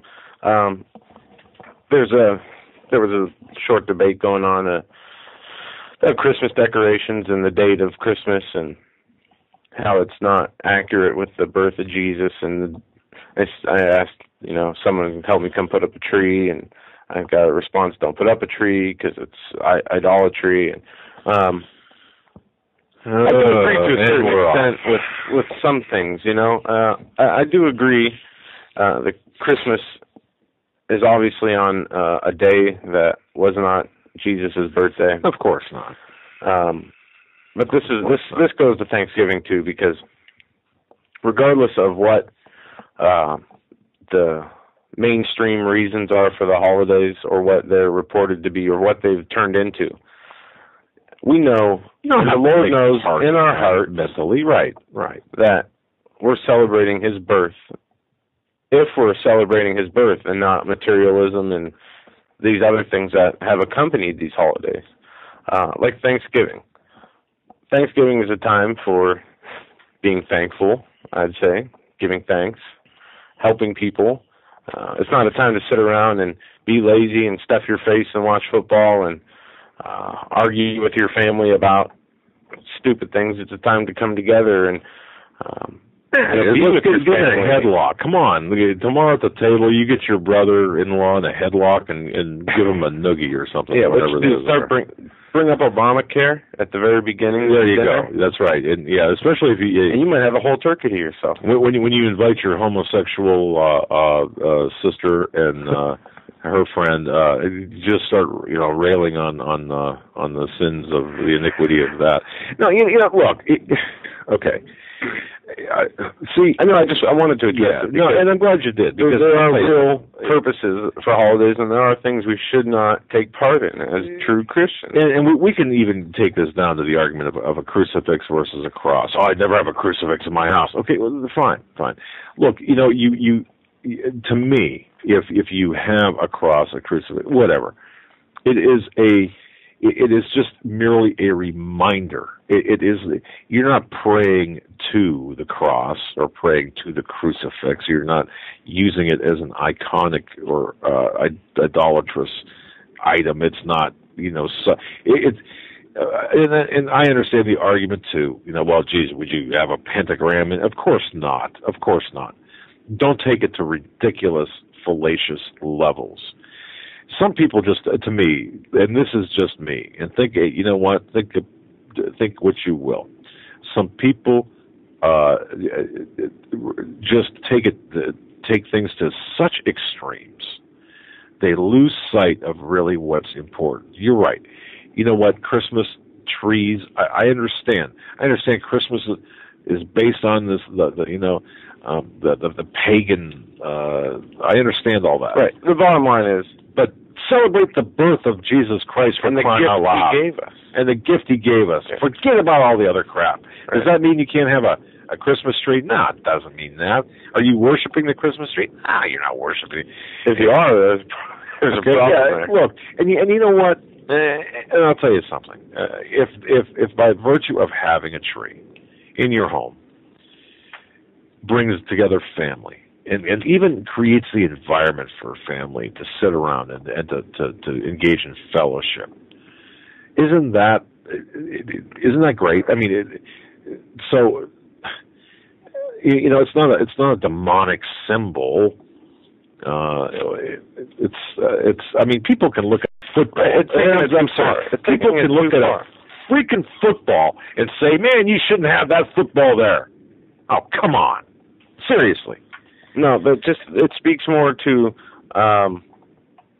where we are as a people. Are we really worried about what Jesus has done for us, or are we worried about how Satan is corrupting.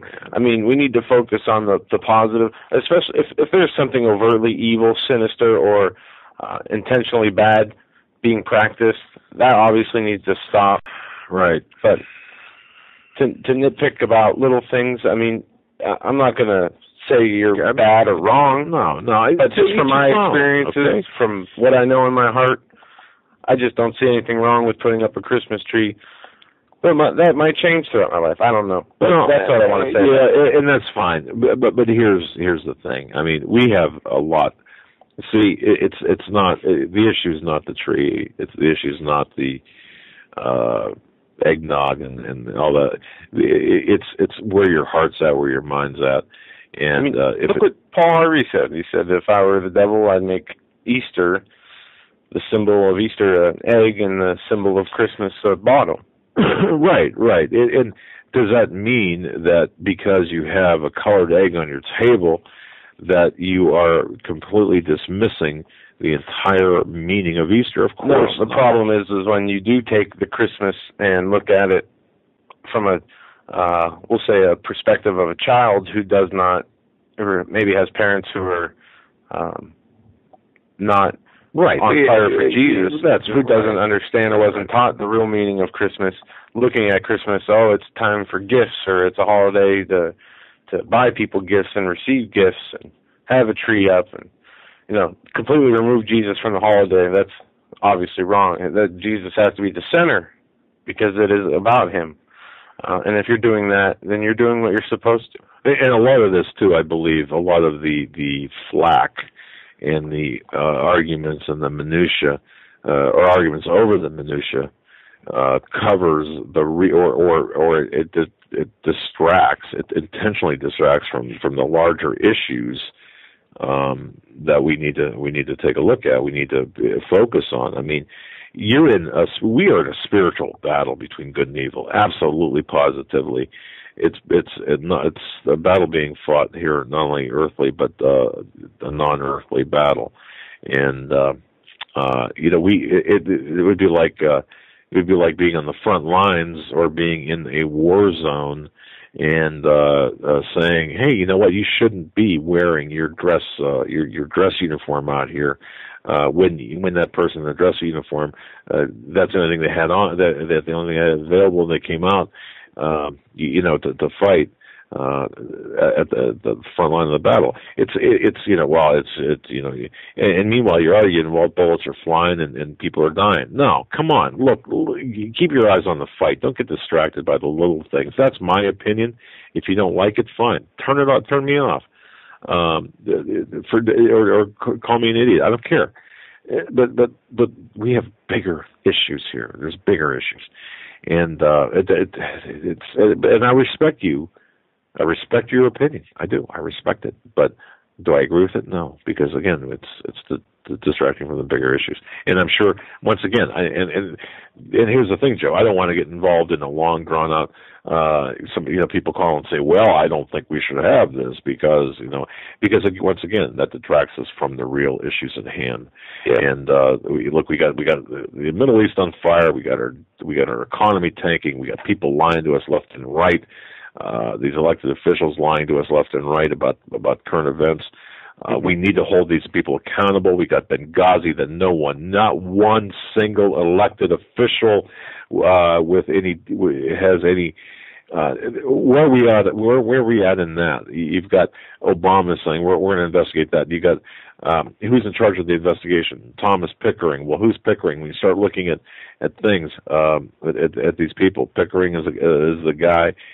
He's an apologist for Iran, and for crying out loud, we cannot allow. We need to get the truth out there. We need to expose the agenda of these politicians, the New World Order people, these people who want to kill us. They want to enslave us. And understand, it's their objective. What their objective is their objective is to enslave us, not just us, but our children and their children. Yeah. And we have to fight them. We have to beat them down. All right, we're going to go back to the phone calls, but I want to address an article.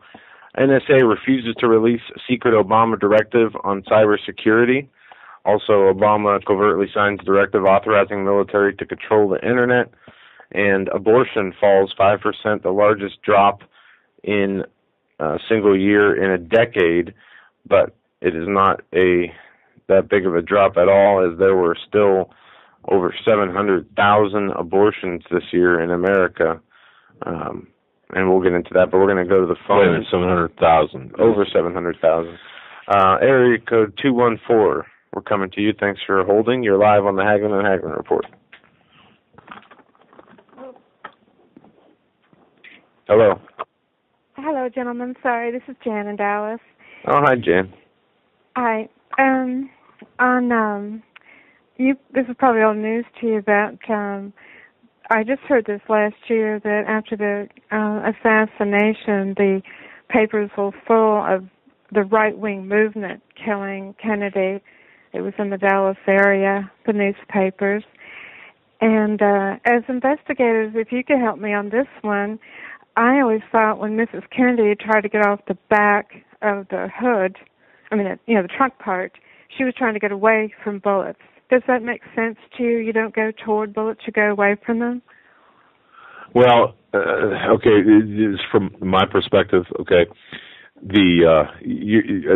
obviously, number one, she's not thinking clearly, and when you've got bullets coming at you, you're not, you're number one, you're in a fight or flight mentality, and certainly one can make that argument, but I also think too that your natural inclination, if you're in a moving car or in a car and bullets are coming at you, you're going to, if you're attempting to get away from the line of fire, out of the line of fire, you're going to be hitting the floorboards, not the hood or the rear part of the vehicle. Interesting question, though. Could she have been trying to get away from what you're asking? Could she have been trying to get away from the source of the bullets? Yes, from the front. Yeah. Well, no. What, Jed? We have to realize too that what we're seeing, this snapshot in time, was what we're talking, maybe a 3-second, 4-second period of time. So it's not like we're looking at something that took place over a minute, and we have to keep that in the back of our minds too. I just have a feeling that she's not thinking straight, obviously, which I'm sure few people would. And I think her entire mission was to maybe grab that part of the skull that came off of his head and landed on the back of the car. That's my opinion. But I could be wrong. Of course, this is supposition. But if you're trying to get away and protect yourself or whatever, you'd be hitting the floorboards. But again, you're not thinking clearly. But glad to have that perspective. But then again, who's to say that your assessment is not correct either? I mean, it's trying to get away, but I'd be less inclined to adhere to that theory. But well, Jen, in a larger sense, who do you think is responsible for that assassination? If you want to venture a guess, I mean, do you adhere to the Oswald theory, lone gunman theory, or? Oh no, it did not seem to make sense. I think about the mob seemed to be the most consistently rational. Yeah, I agree. Also, it bothered when you were making things about surrounding this time, and it has bothered me that our president compares himself to Abraham Lincoln, as we know what happened to President Lincoln, and that bothers me a bit. Yeah, that's interesting. It is interesting how he does that, or why he does that. Yeah. Anyway, and my last thing is, in my view, Jesus was conceived in December and born 9 months later. So I thought I'd add that to the mix. Thank you. I've heard that. I've heard that concept where he was born in September, obviously conceived in December then. using math. I think the Jewish people count backwards. They consider life began when conceived. So, which is good. Looking forward to tomorrow night. And I don't know if there might be a small story that one of you could read about Thanksgiving. Yes, maybe take a few minutes. We do have a couple of things planned for tomorrow night that hit to the heart of what Thanksgiving is all about, and we're going to have a good time, and we're going to share and be in fellowship with each other, and it's just a time to really count our blessings and to serve those who have helped us stay on the air as well. So, indeed, we will. Thank you both very much. God bless you, Jan. Thank you. Bye-bye. Thanks, Jan. Yeah, it's interesting observations when you get a group of people and you get the intellectual juices flowing, Joe. I got to tell you, I love hearing other people's thoughts about things, and it's just great. It's just a fantastic, think tank, and I'm amazed at what I learn from other people when you really sit down and think about it. The level of knowledge other people have and their perspectives on things. I don't know. And you don't have to be you don't have to write a book. I mean, you don't have to be an author to have a certain level of peace and knowledge. This is good stuff. So, but at any rate, we've got so much going on. In the world. There was so much going on. Obama covertly signs a directive authorizing military to control the Internet, Presidential Directive 20. Last week, the Senate failed to pass hurried cybersecurity legislation to ensure privacy on the web. The Electronic Communications Privacy Act was revised. Senator Harry Reid explained that the bill was and is the most important to the intelligence community, and the Pentagon was just killed. And that was the cybersecurity bill. The same bill that the Senate rewrote to let the federal government read your email without warrants was the bill that failed. So, as we've been saying, through executive order or directive, Obama will pass the Cybersecurity Act. Well, now we have... what was it? Presidential Directive 20, you said? Yeah, the Electronic Privacy Information Center, EPIC, filed a Freedom of Information Act request to obtain a copy of Presidential Directive 20, or the new cybersecurity declaration from the executive branch of the U.S. government. Obama has outlined a protocol that explains procedures that enable the military-industrial complex to prevent digital attacks from foreign nations, hackers, and see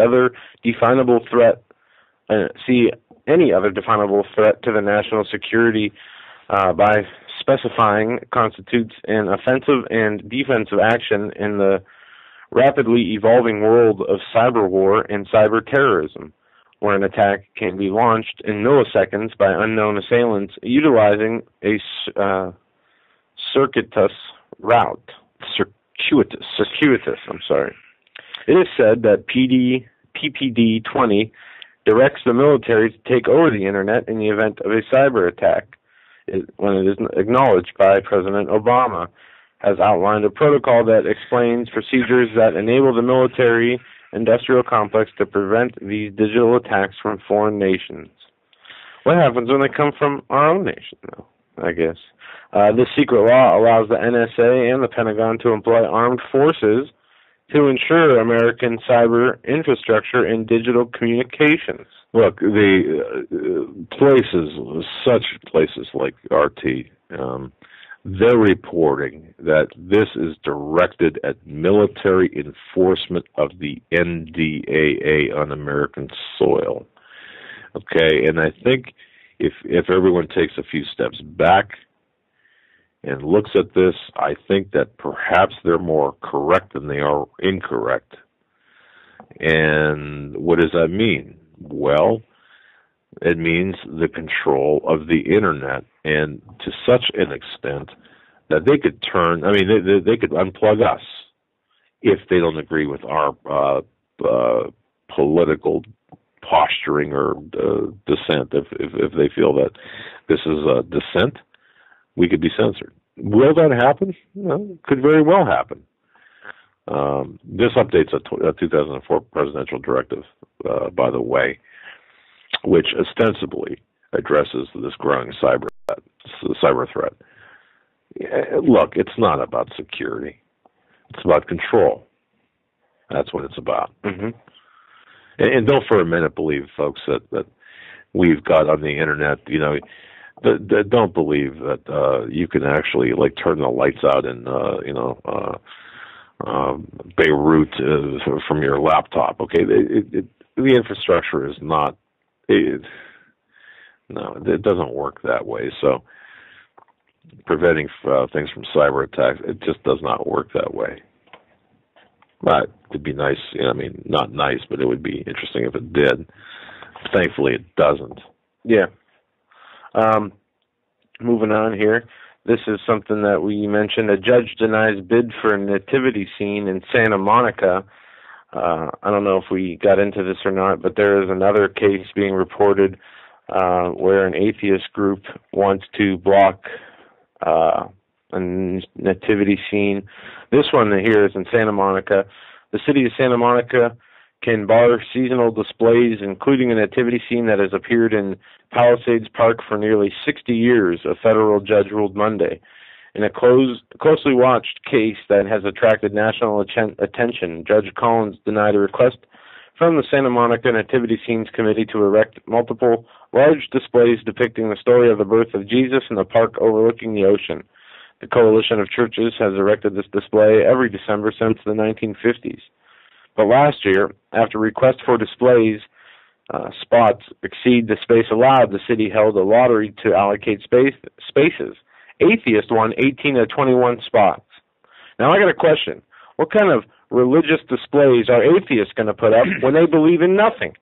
Well, they don't believe in nothing. They believe... No, they believe that there is no God, that there is no... But what is their God? Their God is... Nothing. They believe there is no God. Right, but... Okay. They have no religious beliefs. Atheism is not a religion. To them, it's a religion. Well, it's not a... It's so screwed up. Of course it's screwed up. Yes, it's screwed up. And we can trace this back to this Marxist level of belief system. It's true Marxism. What this country has gone through, and we are at war with God. We as a people, Karl Marx said that my object in life is to dethrone God and destroy capitalism. Well, one of the key components of Marxism, communism, whatever you want to call it, the very political doctrine that Obama adheres to. And if anyone, by the way, if anyone wants to debate me on this, because I've been getting emails about this, you listen to this show, okay? This is directed to the people who listen to this show and say, well, you're a racist and Obama's not a communist. Do me a favor. We'll put you to the front of the line. Obama's a Satanist. 224-9839. A Satanist using communist tactics. We'll put you to the front of the line, and you can speak your mind. I'm not going to mock you, cut you off. You make your case. If that's what you want, get out from behind the anonymity of the keyboard. Get on the phone, 661-244-9839. Call and make your case. Don't be some sniveling coward behind the keyboard where you're going to write an email and say, you hate Obama because he's black. He's not a communist. He's a man for the people. Of course. Yeah, call. Talk to me. I look, put you right up front.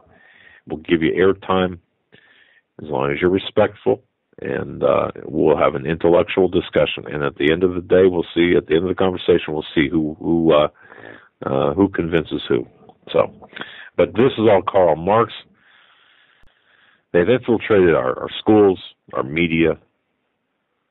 The Marxists. They've taken our children. It's lunacy, and people are putting up with it. And we got to stop. They have completely taken our society and flipped it around. So what used to be good and normal and wholesome is now frowned upon, and what used to be frowned upon is now looked upon as good. Folks, you're listening to the Hagmann and Hagmann Report. We'll be back with hour number 3. Just a moment. Survival of the fittest In any and all situations, survival is your number one priority. That requires being tough and thinking smart. And the folks at Freeze Dry Guy are going to help you do just that. They have the long-range patrol ration entrees, what they call the Brick Pack. When you're in survival mode, it is absolutely the best item for your survival pack or bug-out bag. You can go farther, faster, and carry more food with the LRP cold weather ration entrees. Not only do these long-lasting, durable entrees help sustain you or your family through the harshest environment or situation, they are by far the most delicious of their kind. No contest. With a variety of tasty entrees, you can't beat the LRP Brick Packs. Let Freeze Dry Guy help you in your survival situations. Go to freezedryguy.com. That's freezedryguy.com. Or call 866-404-3663. That's 866-404-FOOD. Folks, this is Doug Hagmann. I want to tell you about a product I take. It's called MindRegard. Well, it's from mindregard.com. That's mindregard.com. It's nootropic mind power. It gives me the edge up on all things mental, all things that I need with respect to mental acuity. It increases my cognitive abilities, the blood flow to the brain. It has products to fight against the pollution, genetically modified organisms. It's called nootropic mind power from MindRegard. Folks, if you go to HomelandSecurityUS.com, click on the graphic, it takes you to MindRegard. There, once there, when you order, they'll give you 10% off of your product. And I tell you what, take it for a couple of weeks, two capsules every couple of weeks, or 2 capsules every day. I guarantee you, you're going to feel a difference. You're going to notice a difference. I know my father-in-law has. He takes it religiously. I take it religiously. And I've noticed a difference. It's mindregard.com, mindregard.com. You better wake up fast and listen to this, America. The Obama campaign has launched attack squads disguised as truth teams dedicated to intimidating and silencing all political dissent carried over the internet that criticizes the Marxist Obama.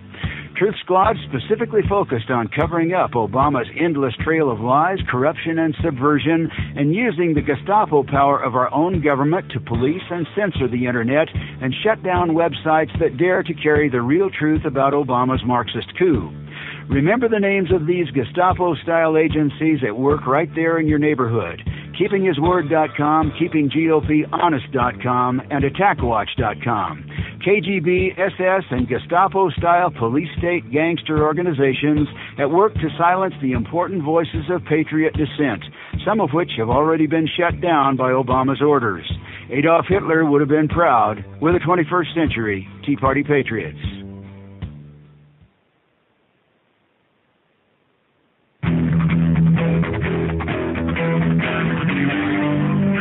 Doug Hagmann.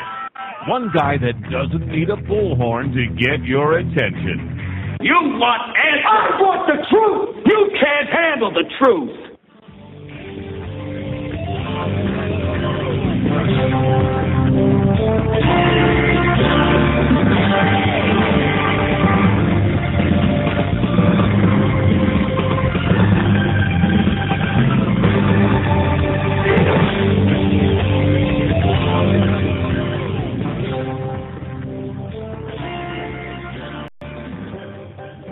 Hey, welcome back, folks, to hour number 3 of the Hagmann and Hagmann Report. Time is flying this Thanksgiving Eve. Today is the 21st day of November 2012. It's 49 years ago tomorrow, the assassination of John F. Kennedy. Of course, tomorrow's Thanksgiving.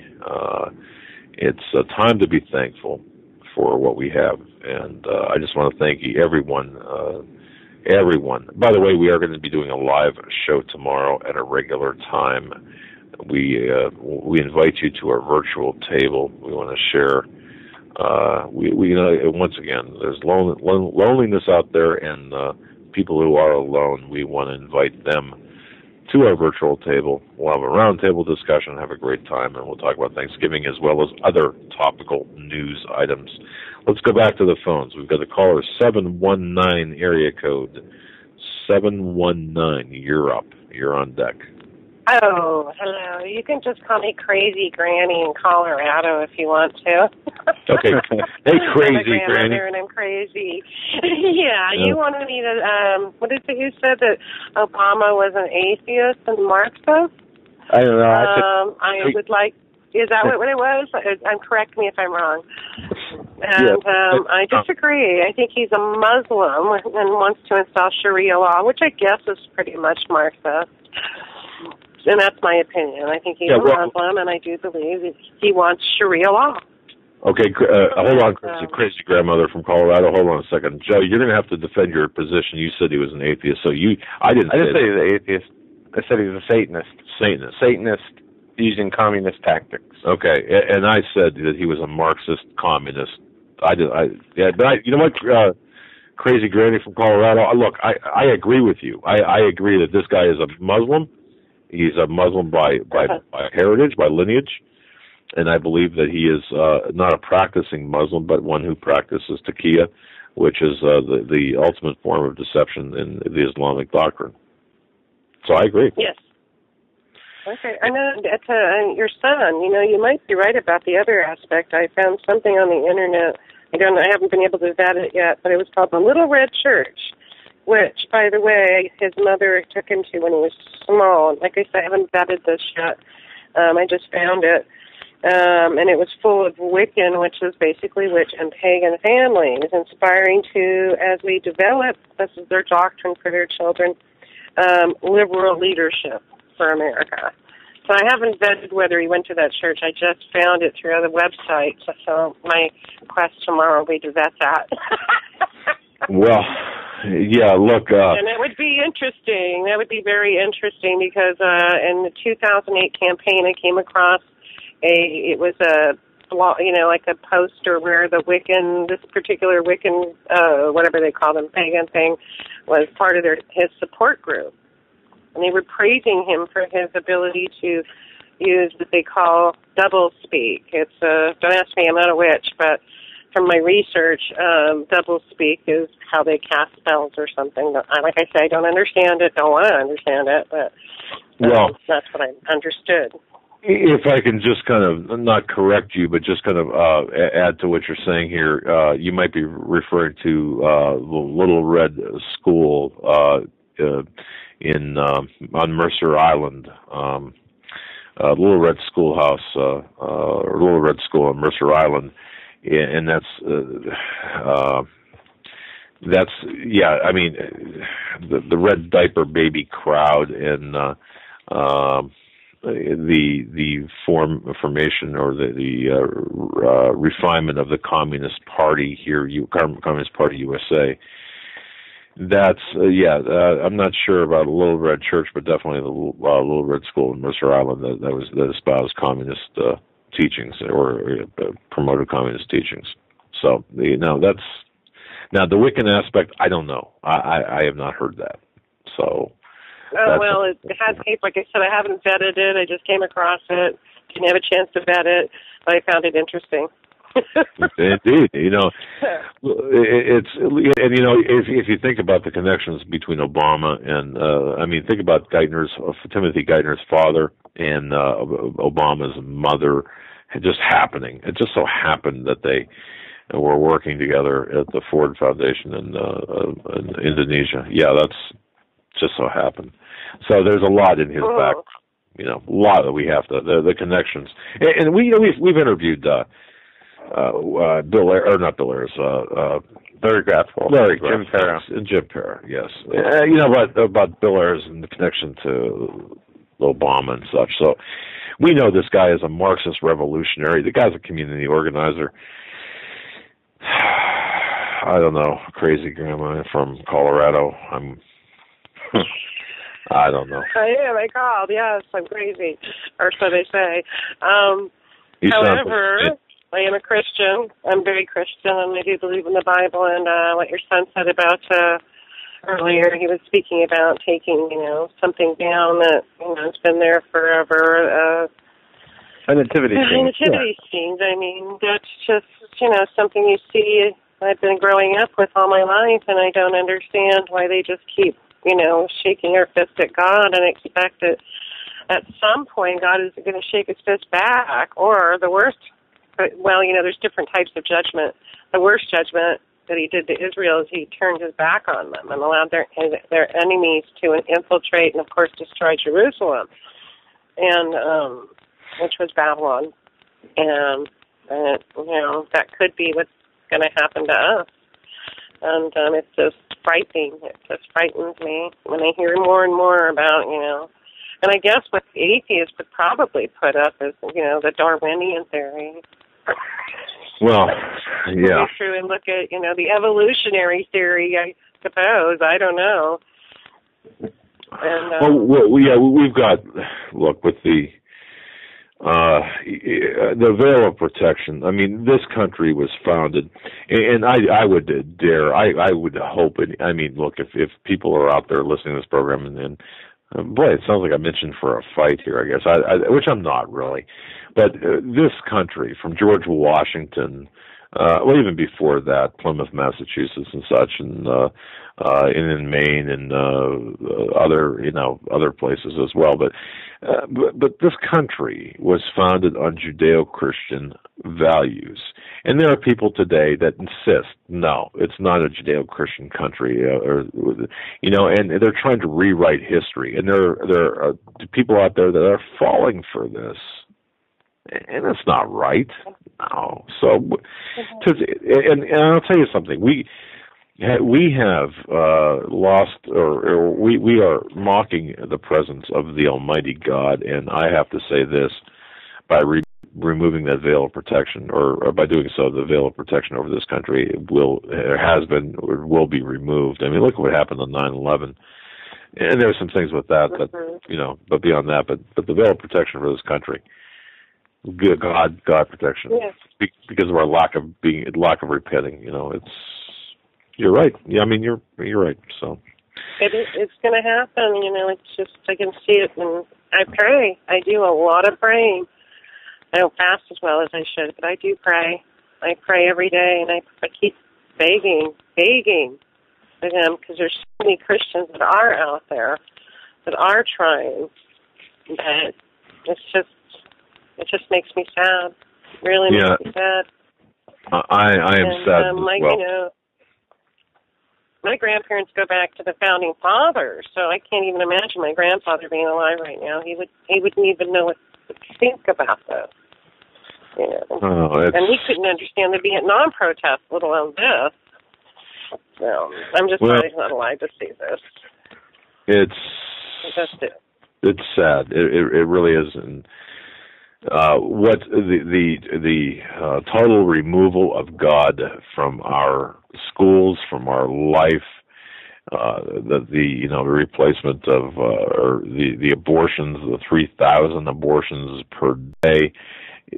People don't think that there's going to be any divine consequences from this. Oh, okay. Well, look, enjoy your Thanksgiving. I'm going to quote Chuck Messler again, because he said something very profound when it was, which was that if God doesn't judge America for our sins, and we have sinned, He would have to apologize to Sodom and Gomorrah. Yeah. Exactly. I don't know how else to put it.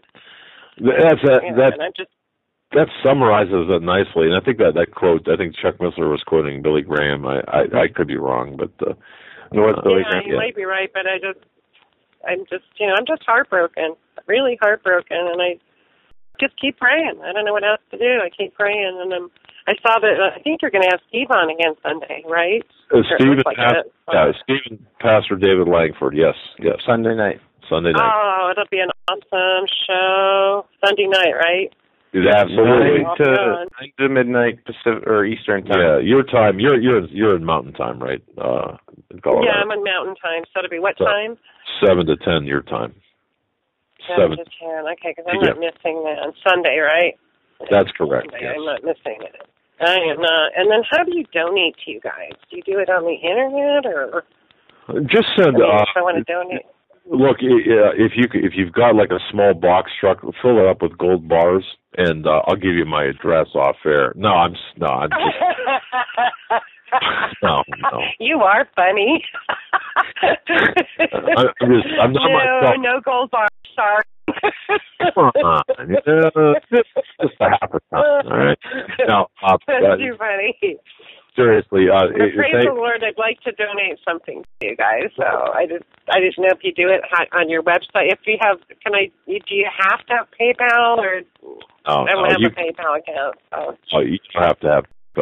No, we've got on our website is a PayPal donation button on the right, and we also have on the right-hand side of our website our physical address. And because we are set up under our investigative company, the Hagmann and Hagmann Report is actually a subsidiary of our investigative company, and because of that, for example, should be written to the investigative company, which is our parent company. To the investigative company. Yeah, okay. All right. On the right-hand side. But thank you, though, because it's because of people like you who actually helps us keep our lights on and pays our bills. I mean, we pay for radio time, and we do offset that through limited advertising, but frankly, it helps. So thank you so very much. Hey, I used to be one of those business owners, so I know business. I mean, when it used to be real business. I don't know what we have now, but whatever it is, it's creative accounting. Yeah. Okay, you guys have a good evening. Have a great holiday. Love you both. Keep listening. And it's Crazy Got Granny signing out. Thank you, Crazy Granny. We love you too. You keep listening. And I'll tell you. See, it's your family. I used to. Thank you. Hey, Joe, it's just so great because sometimes you gotta laugh, because if not, you just go absolutely bananas, right? Got an update here from Syria. Rebels say Syrian hospital was bombed by pro-government forces, killing 40. Syrian rebels accused government forces of bombing a hospital in the besieged city of Aleppo late Wednesday, killing at least 40 people as the conflict there grounds on. Ralib al-Umar, a leader of the Yusuf al-Amaza rebel group, said the attack targeted the Dar el-Sharif hospital, and the dead included 2 nurses. The local coordination committee of Syria network of opposition activists said a doctor was among the dead. One of 108 people, the group said, were killed across the country on Wednesday. But this is CNN reporting this, and so just understand this. CNN also was caught reporting fake dead babies in Gaza just a few days ago. Well, look, Canada Free Press had pointed this out a number of different times, especially with Iraq. I believe it was with Iraq. The same blue-helmeted guy carrying a child was, I think it was used like 3 or 4 different times, and from Gaza to the West Bank to Iraq to Afghanistan. I mean, it made its rounds, and the news, CNN and others picked it up and just repeated this garbage. Now, I'm not saying that didn't happen. Of course, it did happen, but the garbage factor was the fact that it was used improperly by the news agencies. But with what's going on in Syria, folks, let's just recall this or reinforce this. The Obama administration is doing the dirty work, the heavy lifting for Saudi Arabia, installing Muslim Brotherhood governments in Egypt, elsewhere, and trying to change the geopolitical landscape of the Middle East. We are heavily involved in the Syrian conflict. Russia knows this. So we're engaged in a proxy war against Russia unnecessarily. There's already 40,000 people dead in Syria, and you can look directly in the eyes of Hillary Clinton, and perhaps Kissinger and Brzezinski and all these other globalists to find out what's behind this devastation, this murderous devastation. And directly at Barack Hussein Obama for bowing and kissing the feet and God knows what other body part of the king of Saudi Arabia. This is why people are dying. Obama is the reason. Where in the world are Rachel Maddows and Chris Matthews? Where's the outrage of these people? And David Letterman. What a despicable human being David Letterman is. I'm sorry I even watched him for 5 minutes. Where's the outrage of these people? That their Messiah is causing the death of 40,000, and you allow this to continue, it's going to be 4 million. And it's going to be on American soil. Yes, and the blowback will be on American soil, and the fingers point directly to Barack Hussein Obama, in Egypt, Hillary Rodham Clinton, in Yemen, in Pakistan, in Syria, in Gaza, and everywhere else. They set up their little Al-Qaeda hotspots, sending them money, guns, logistical support, operational planning, giving them billions of dollars throughout regions. The Benghazi situation, shuffling guns and organizing rebel forces to be taken from one country to another to overthrow one government, and bringing them to overthrow other governments. Yep. As we have a out-of-control mafia government running the whole show. This report here, we're going to get a little laughs before we get to some more serious news on Russia and China. CBS reporting neighbors are on the offensive. Neighborhood on alert as aggressive wild turkeys are attacking residents and vehicles. I just remember, folks, remember the WKRP in Cincinnati? Remember that show? Remember that? The turkey drop. Folks, if you haven't seen, if you know what I'm talking about, you know it's funny. Google WKRP in Cincinnati, an old sitcom back in the late 70s, and remember I was working in emergency medical services back then, emergency rescue, and that scene just, I mean, that whole show cracked me up. But that was turkeys don't fly.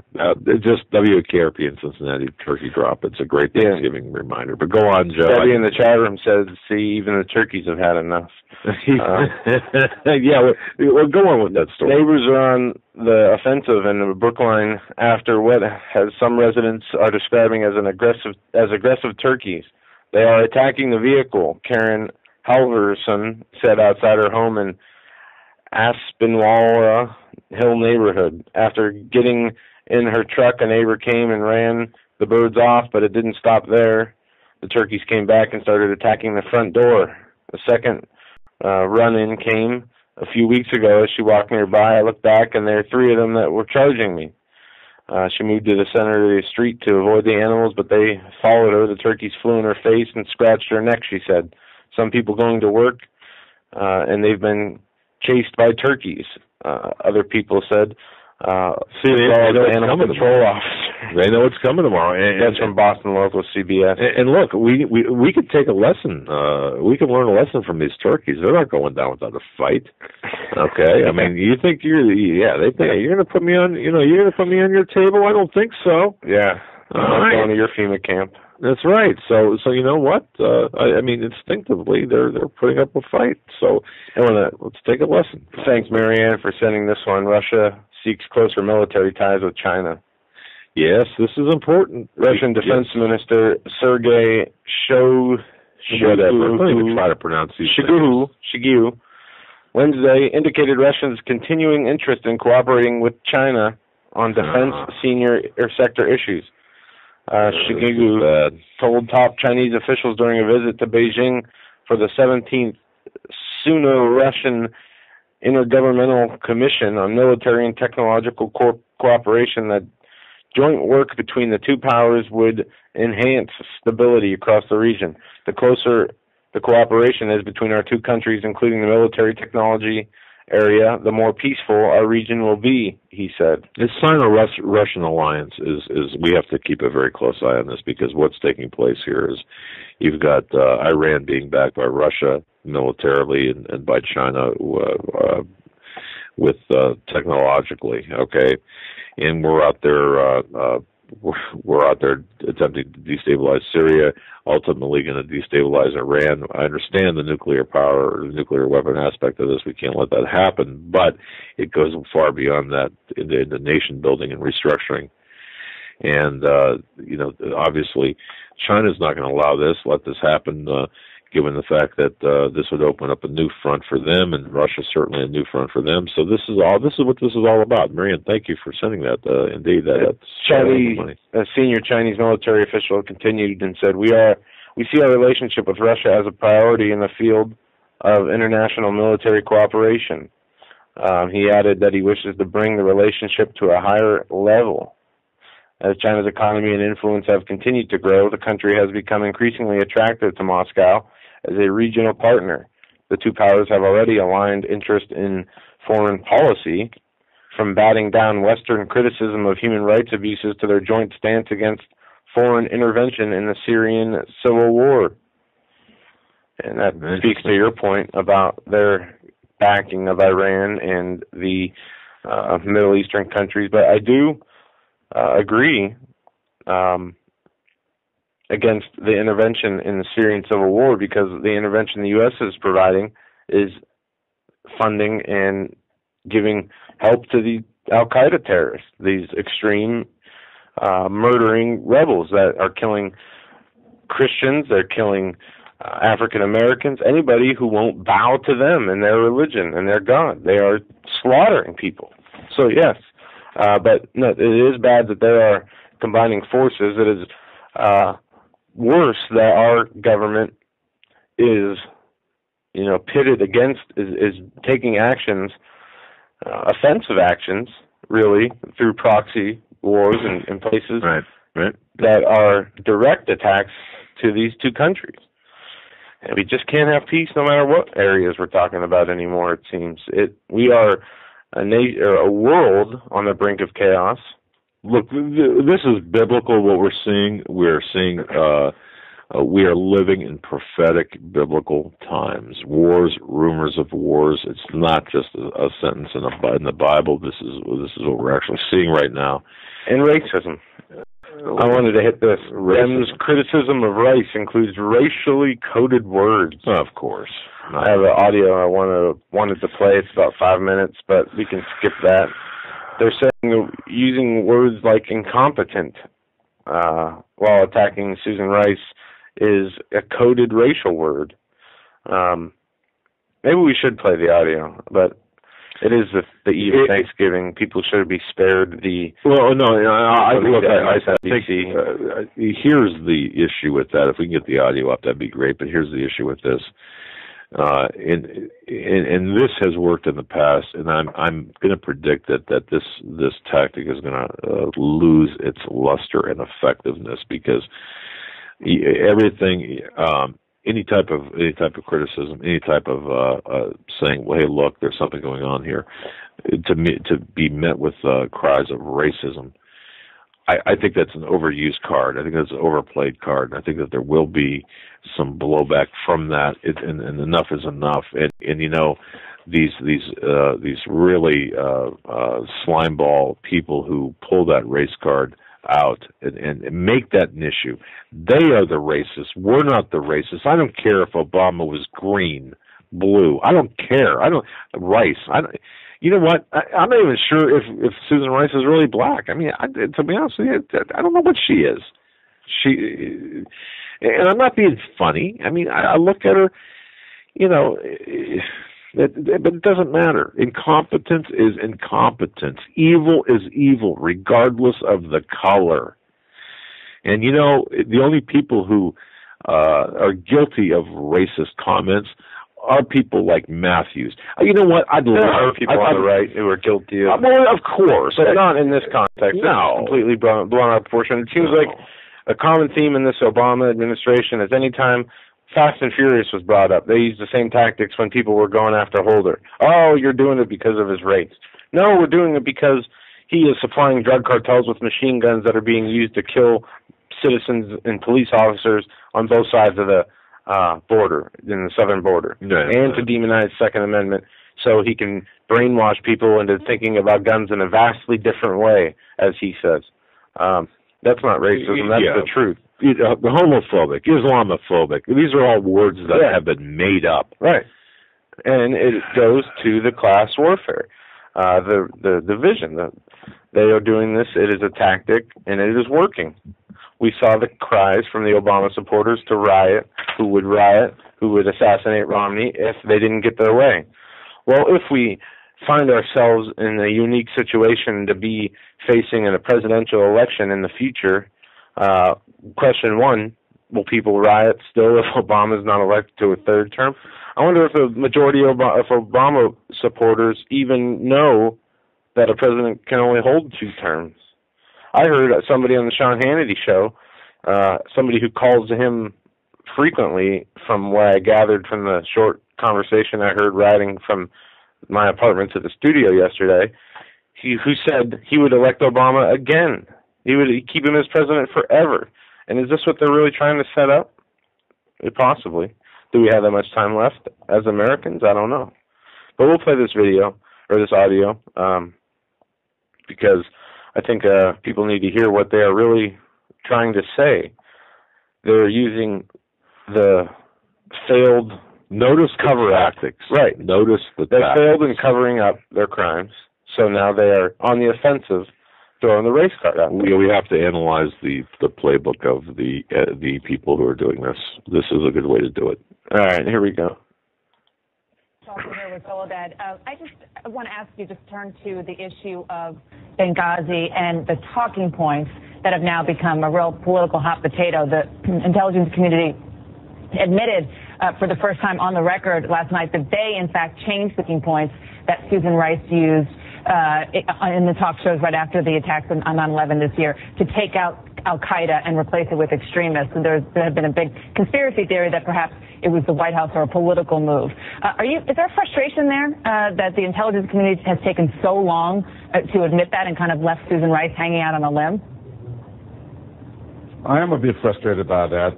I think that you recall that when my senior senator and Senator McCain sort of went after Susan Rice in what I thought was an unfair way, I responded rather quickly that I thought that they were aiming their arrows at the wrong person.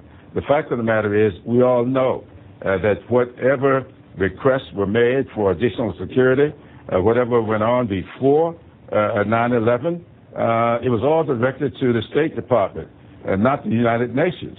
And this had nothing to do with Susan Rice. Now we know from the testimony of Petraeus, as well as from what has just been said on last evening, that the talking points she was given, she absolutely read from the talking points. She didn't deviate from that. Now, if she had deviated in some way from the talking points, then they would have some issue with her. So then, but to go after... I'm not hot thing because I'd love to hear the answer to Dana's question, which is, so then who are you frustrated with? Are you frustrated with the Republicans who seem to be going after Susan Rice? Are you frustrated with the intelligence community? I kind of left her hanging out there. Are you frustrated with the 97 Republicans who signed a letter now urging the president not to nominate Susan Rice for the Secretary of State position? All of the above? Well, I guess all of the above. I'll just have to say all of the above. The fact of the matter is, the expressions came from the senior senator from South Carolina and Senator McCain. That letter, signed by 97 people, was slated by Congressman Jeff Duncan, who is from South Carolina. So I have some personal feeling about this. I have said before that Susan Rice's father, Emmett, was born in Florence, South Carolina, the district, my congressional district. I knew him very well. He was just an outstanding person. Susan Rice is an outstanding person, and to have her sullied like this really frustrates me to no end. And I hate to see representatives from South Carolina, where her roots run deep, out in the forefront of this. It is just unseemly to me. I want to read a little bit of this letter. What they write is Ambassador Rice viewed as having either willfully or incompetently misled the American public in the Benghazi matter. Her actions plausibly give U.S. allies and rivals a broad reason to question U.S. commitment and credibility when needed. Thus, we believe that making her the face of U.S. foreign policy in your second term would greatly undermine your desire to improve U.S. relations with the world and continue to build trust with the American people. The Congressional Congressional Black Caucus incoming chair, Marcia Fudge, who you know well, says that she actually thinks that this is more about the fact that Susan Rice is a woman and that she's black. I want to play a little bit of what she said. How do you say a person like Susan Rice is not qualified? You may not like her. You may not like the administration. But don't say she's not qualified. It is a shame that anytime something goes wrong, they pick on women and minorities. Come on now. I have a real issue with that. Would you agree with what she's saying, that there's a racial or sexist component to a lot of these comments? Or would you say, as the letter seems to say, they use the word incompetent and they use the word undermining the desire to improve, U.S. relations? These are code words. We heard them during the campaign. During this recent campaign, we heard Senator Sununu calling our president lazy, incompetent. These kinds of terms that those of us, especially those of us who were born and raised in the South, we've been hearing these little words and phrases all of our lives, and we get insulted by them. Susan Rice is as competent as anybody that you will find. And just to paste that word on her causes problems with people like Marcia Fudge, and it certainly caused a big problem with me. I don't like those words. Say that she was wrong for doing it, but don't call her incompetent. That is something totally different. A lot of very competent people sometimes make errors, and to say that she erroneously did it, I don't have a problem with it. But to call her incompetent, a PhD Rhodes Scholar, and being called incompetent by someone who can't hold a candle to her intellectually, by someone who said, and Senator McCain called her incompetent as well, but he told us that Sarah Payton was a very competent person to be Vice President of the United States. That ought to tell you a little bit about his judgment. Oh, man. Clyburn is an idiot. I'm sorry, Clyburn is an idiot. That's the guy that could have responded in about 5 words to this and had to stretch this out. There was a letter signed by nearly 100 House Republicans urging Obama not to appoint Susan Rice as Secretary of State, employing radically charged code words to make their case, as the video states. And those are incompetent and lazy. Right. But I know a lot of white people who are lazy and incompetent. Does that make me a racist? I don't know. All right. I know. In fact, I know more white people that are incompetent and lazy than I know black incompetent and lazy people. Does that make me a racist? I made the point in the chat room. Next communist will be said to be a word racially charged next. Code word. And somebody asked, "Isn't it already?" And that's a good question because I really don't have the answer to that. And they, for all I know, could have. I know they say socialist. They try to say, "Oh, you're saying he's something he's not." I don't know if they've taken it to the extreme of racism yet. I'm sure they will, as Obamacare will continue to devastate businesses and the middle class. I think what people have to understand, this is part of the socialist movement, or the movement toward creating a socialist republic or socialist empire out of America. Look, the feminist movement, what was that all about? It was about the feminist movement was about the advancement of a socialist agenda. The same with the homosexual movement. Notice I said homosexual, not gay. Homosexual movement. This is about socializing America.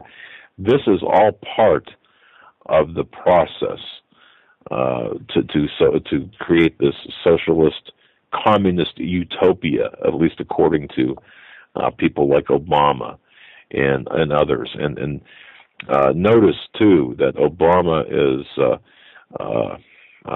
really is fomenting this racial divide. And folks, there will be civil.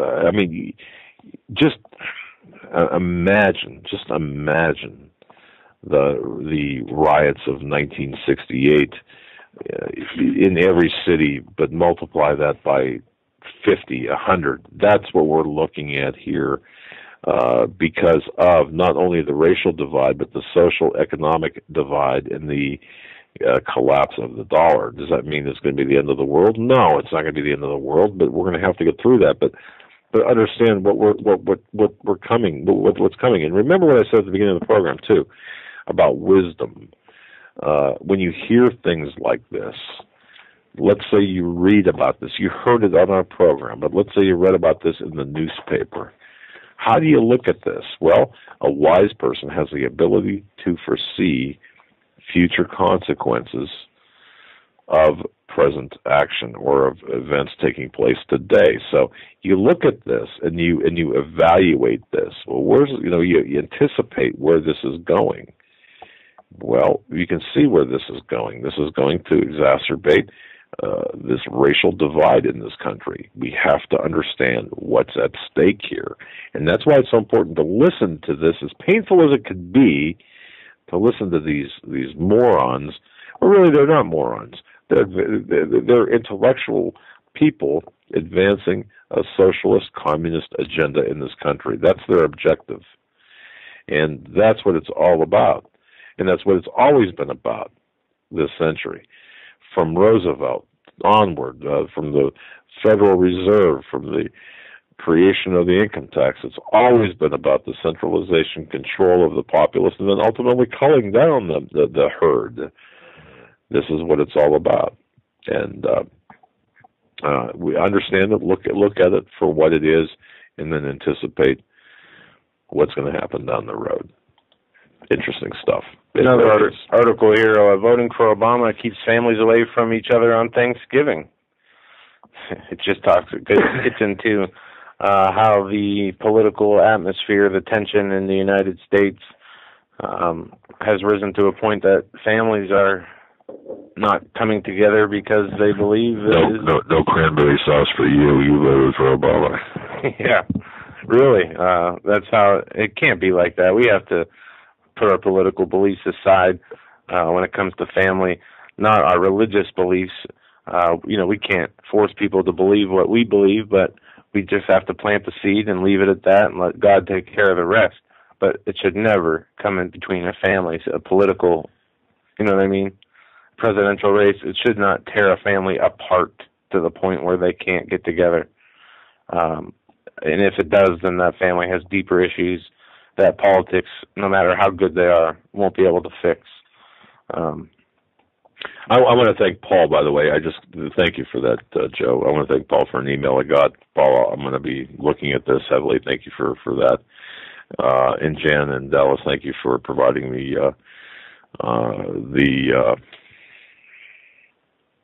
Rick Wiles at True News had a report of a repeat of his show with J.R. Church from Prophecy in the News on October 10th, 2012. And she also talks about a lot of interesting information there about some things. I apologize. I lost my train of thought, but I do have to say this. This year at Thanksgiving, we're going to have a table for the family. We're going to have a table set aside for the blacks. We're going to have one set aside for the homosexuals, one set aside for the...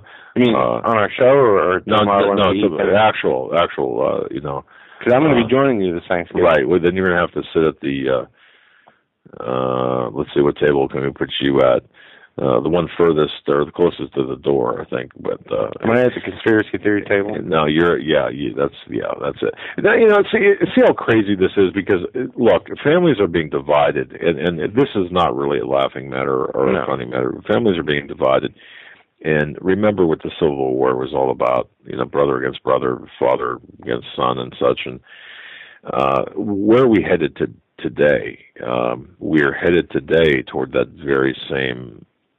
That's the very same situation. And it's funny because no one's talking about this really. No one's really getting into this, or few people are getting into this, I should say. I mean, you're not going to find this on the news or the political talking heads.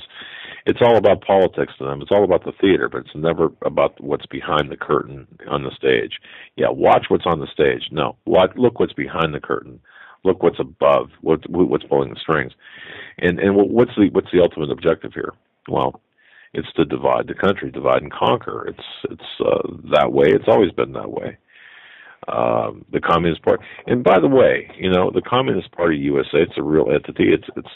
It's in Congress, and people say, "Oh man, we should quit talking about communists." Well, look, you can't talk about racial tensions or this racial divide without talking about communist tactics, and you can't really talk about a globalist agenda, New World Order, without talking about the communist tactics, because the communism is a means to an end, and the end is this global.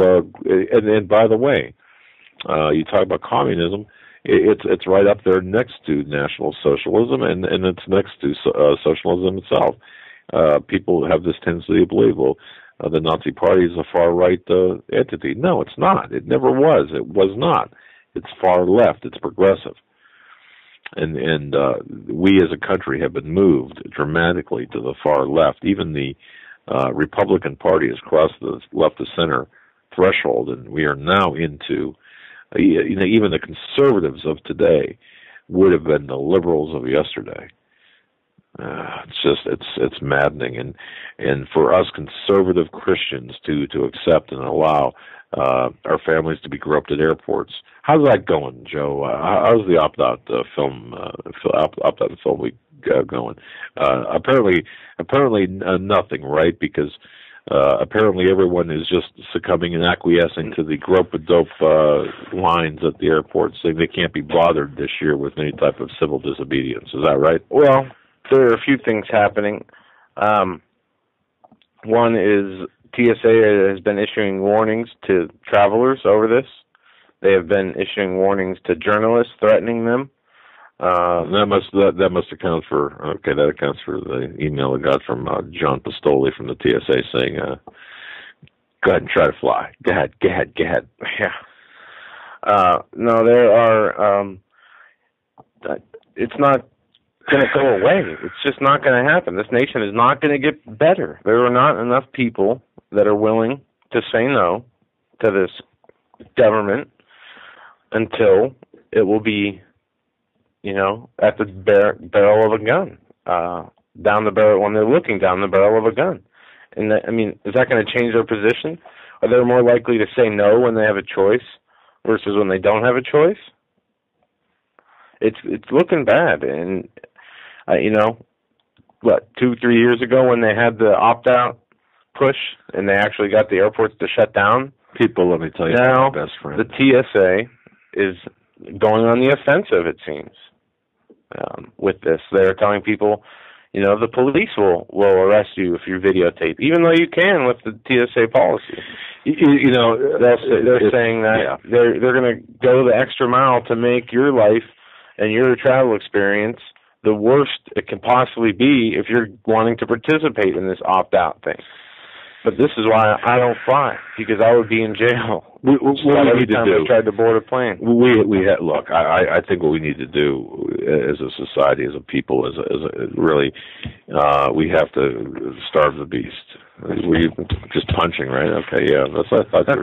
It's just, it makes my blood boil. When I was reading this story about this 17-year-old girl who was traveling with her church group, who was derobed in the public by a TSA agent, and then it was blamed on her loose-fitting sundress. Stop. The daughter of who? It was the grandniece of Representative Ralph Hall. Okay, well, Ralph Hall, do something. Be a man up and do something. Grow a pair and start. Don't drop kick the TSA.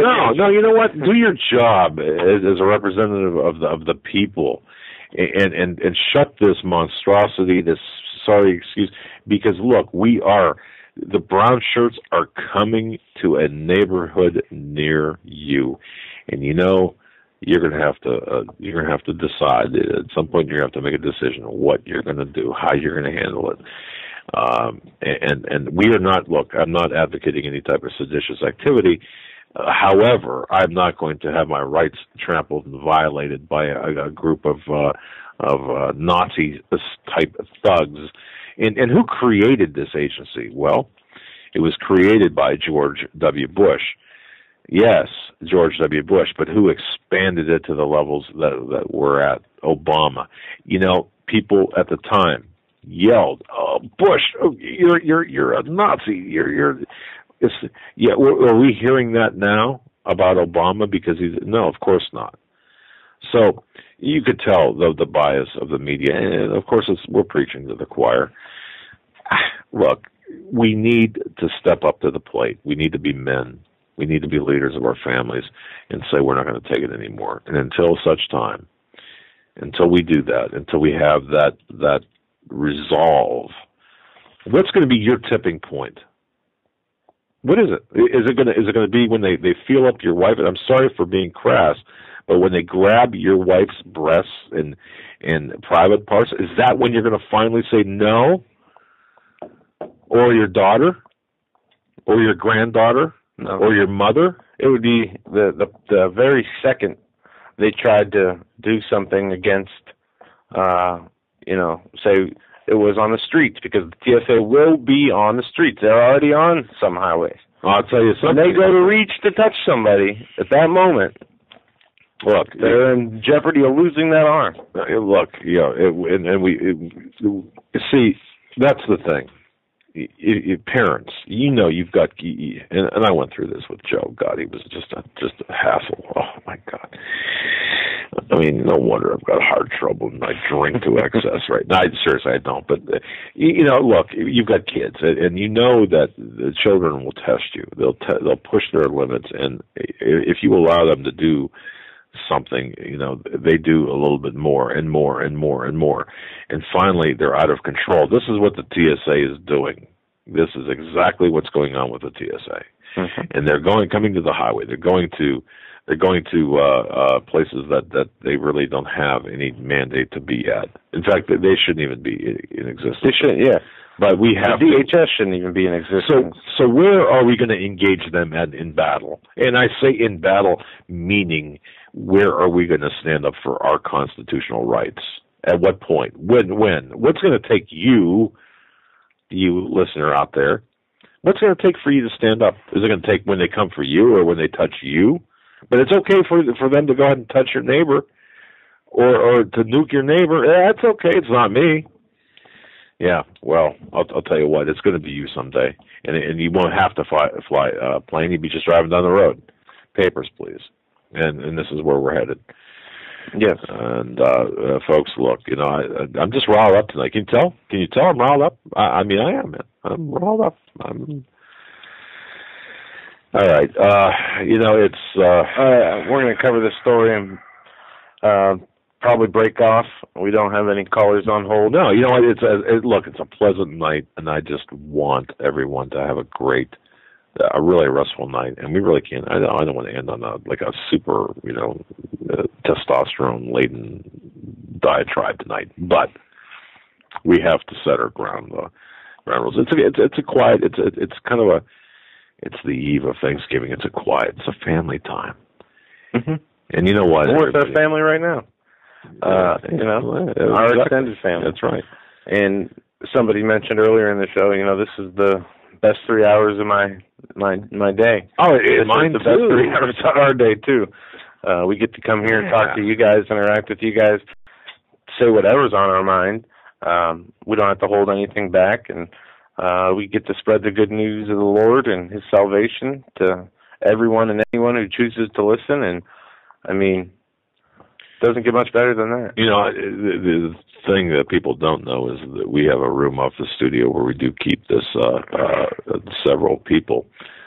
We call them our focus group, and we duct tape them to the chair, and then we put the headphones on them, and we make them listen to 3 hours of our show. Then afterwards, before we take the duct tape off, we ask them a series of questions. How do we do? And of course, we get varied responses. So that's our focus group. You know what? I'm just being silly, but look, we hope at the end. Tonight on the eve of Thanksgiving, we just hope.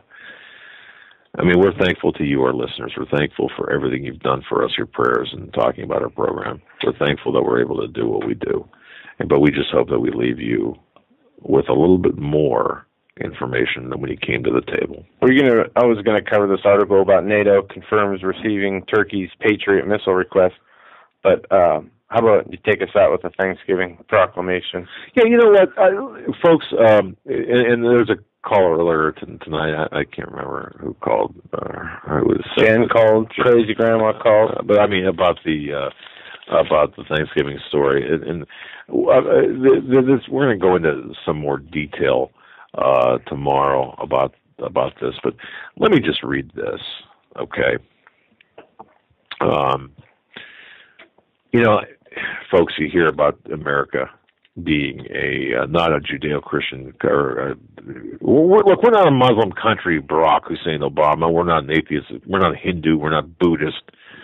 This country is founded in Judeo-Christian principles, and don't you forget it. And I don't want anyone to tell me otherwise, because you've got nothing. You've got no facts to back it up. Listen to George Washington's Thanksgiving proclamation. This proclamation was given on October 3rd, 1789, in then the capital city of New York. Listen to this, folks, and we're going to close with this. But listen to the words and feel the meaning. Whereas it is the duty of all nations to acknowledge the providence of Almighty God, to obey His will, to be grateful for His benefits, and humbly to implore His protection and favor. And whereas both houses of Congress have, by their joint committee, requested me to recommend to the people of the United States a day of public thanksgiving and prayer to be observed by acknowledging with grateful hearts the many and signal favors of Almighty God, especially by affording them an opportunity peaceably to establish a form of government for their safety and happiness. Now, therefore, I do recommend and assign Thursday, the 26th day of November next, to be devoted by the people of these states to the service of that great and glorious being who is the beneficent author of all the good that was, that is, or that will be, that we may then unite in rendering unto Him our sincere and humble thanks for His kind care and protection of our people, of the people of our country, previous to their becoming a nation, for the signal manifold mercies and the favorable interpositions of His providence in the course and conclusion of the late war, for the great degree of tranquility, union, and plenty which we have since enjoyed, for the peaceable and rational manner in which we have been enabled to establish the constitutions of government for our safety and happiness, and particularly the national one now lately instituted, for the civil and religious liberty with which we are blessed, and the means we have of acquiring and diffusing useful knowledge, and, in general, for all the great and various favors for which He has been pleased to confer upon us, and also that we may then unite in most humbly offering our prayers and supplication to the great Lord and ruler of nations, and beseech Him to pardon our nation, our national and other transgressions, to enable us all, whether in public or private stations, to perform our several and relative duties properly and punctually, to render our national government a blessing to all the people by constantly being a government of wise, just, and constitutional laws, discreetly and faithfully executed and obeyed, to protect and guide all sovereigns and nations, especially such as have shown kindness to us, and to bless them with good governments, peace, and concord, to promote the knowledge and practice of true religion and virtue, and the increase of science among them and us, and generally to grant unto all mankind such a degree of temporal prosperity as He alone, knows to be best.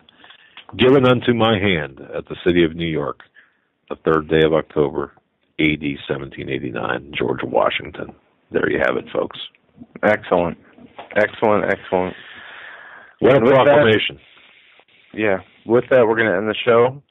Tomorrow, Thanksgiving, we'll be here at 8 o'clock. 8 o'clock? Seconds. And normal time, Thanksgiving if you're Day. with your family and you can't make it, we understand. And if you want to really hack off a progressive, turn us up at your Thanksgiving table. Yeah, we'll throw in some good stuff in there along with our Thanksgiving. It was a wonderful 3 hours tonight. God bless you, folks. Good night, everyone. We'll see you tomorrow.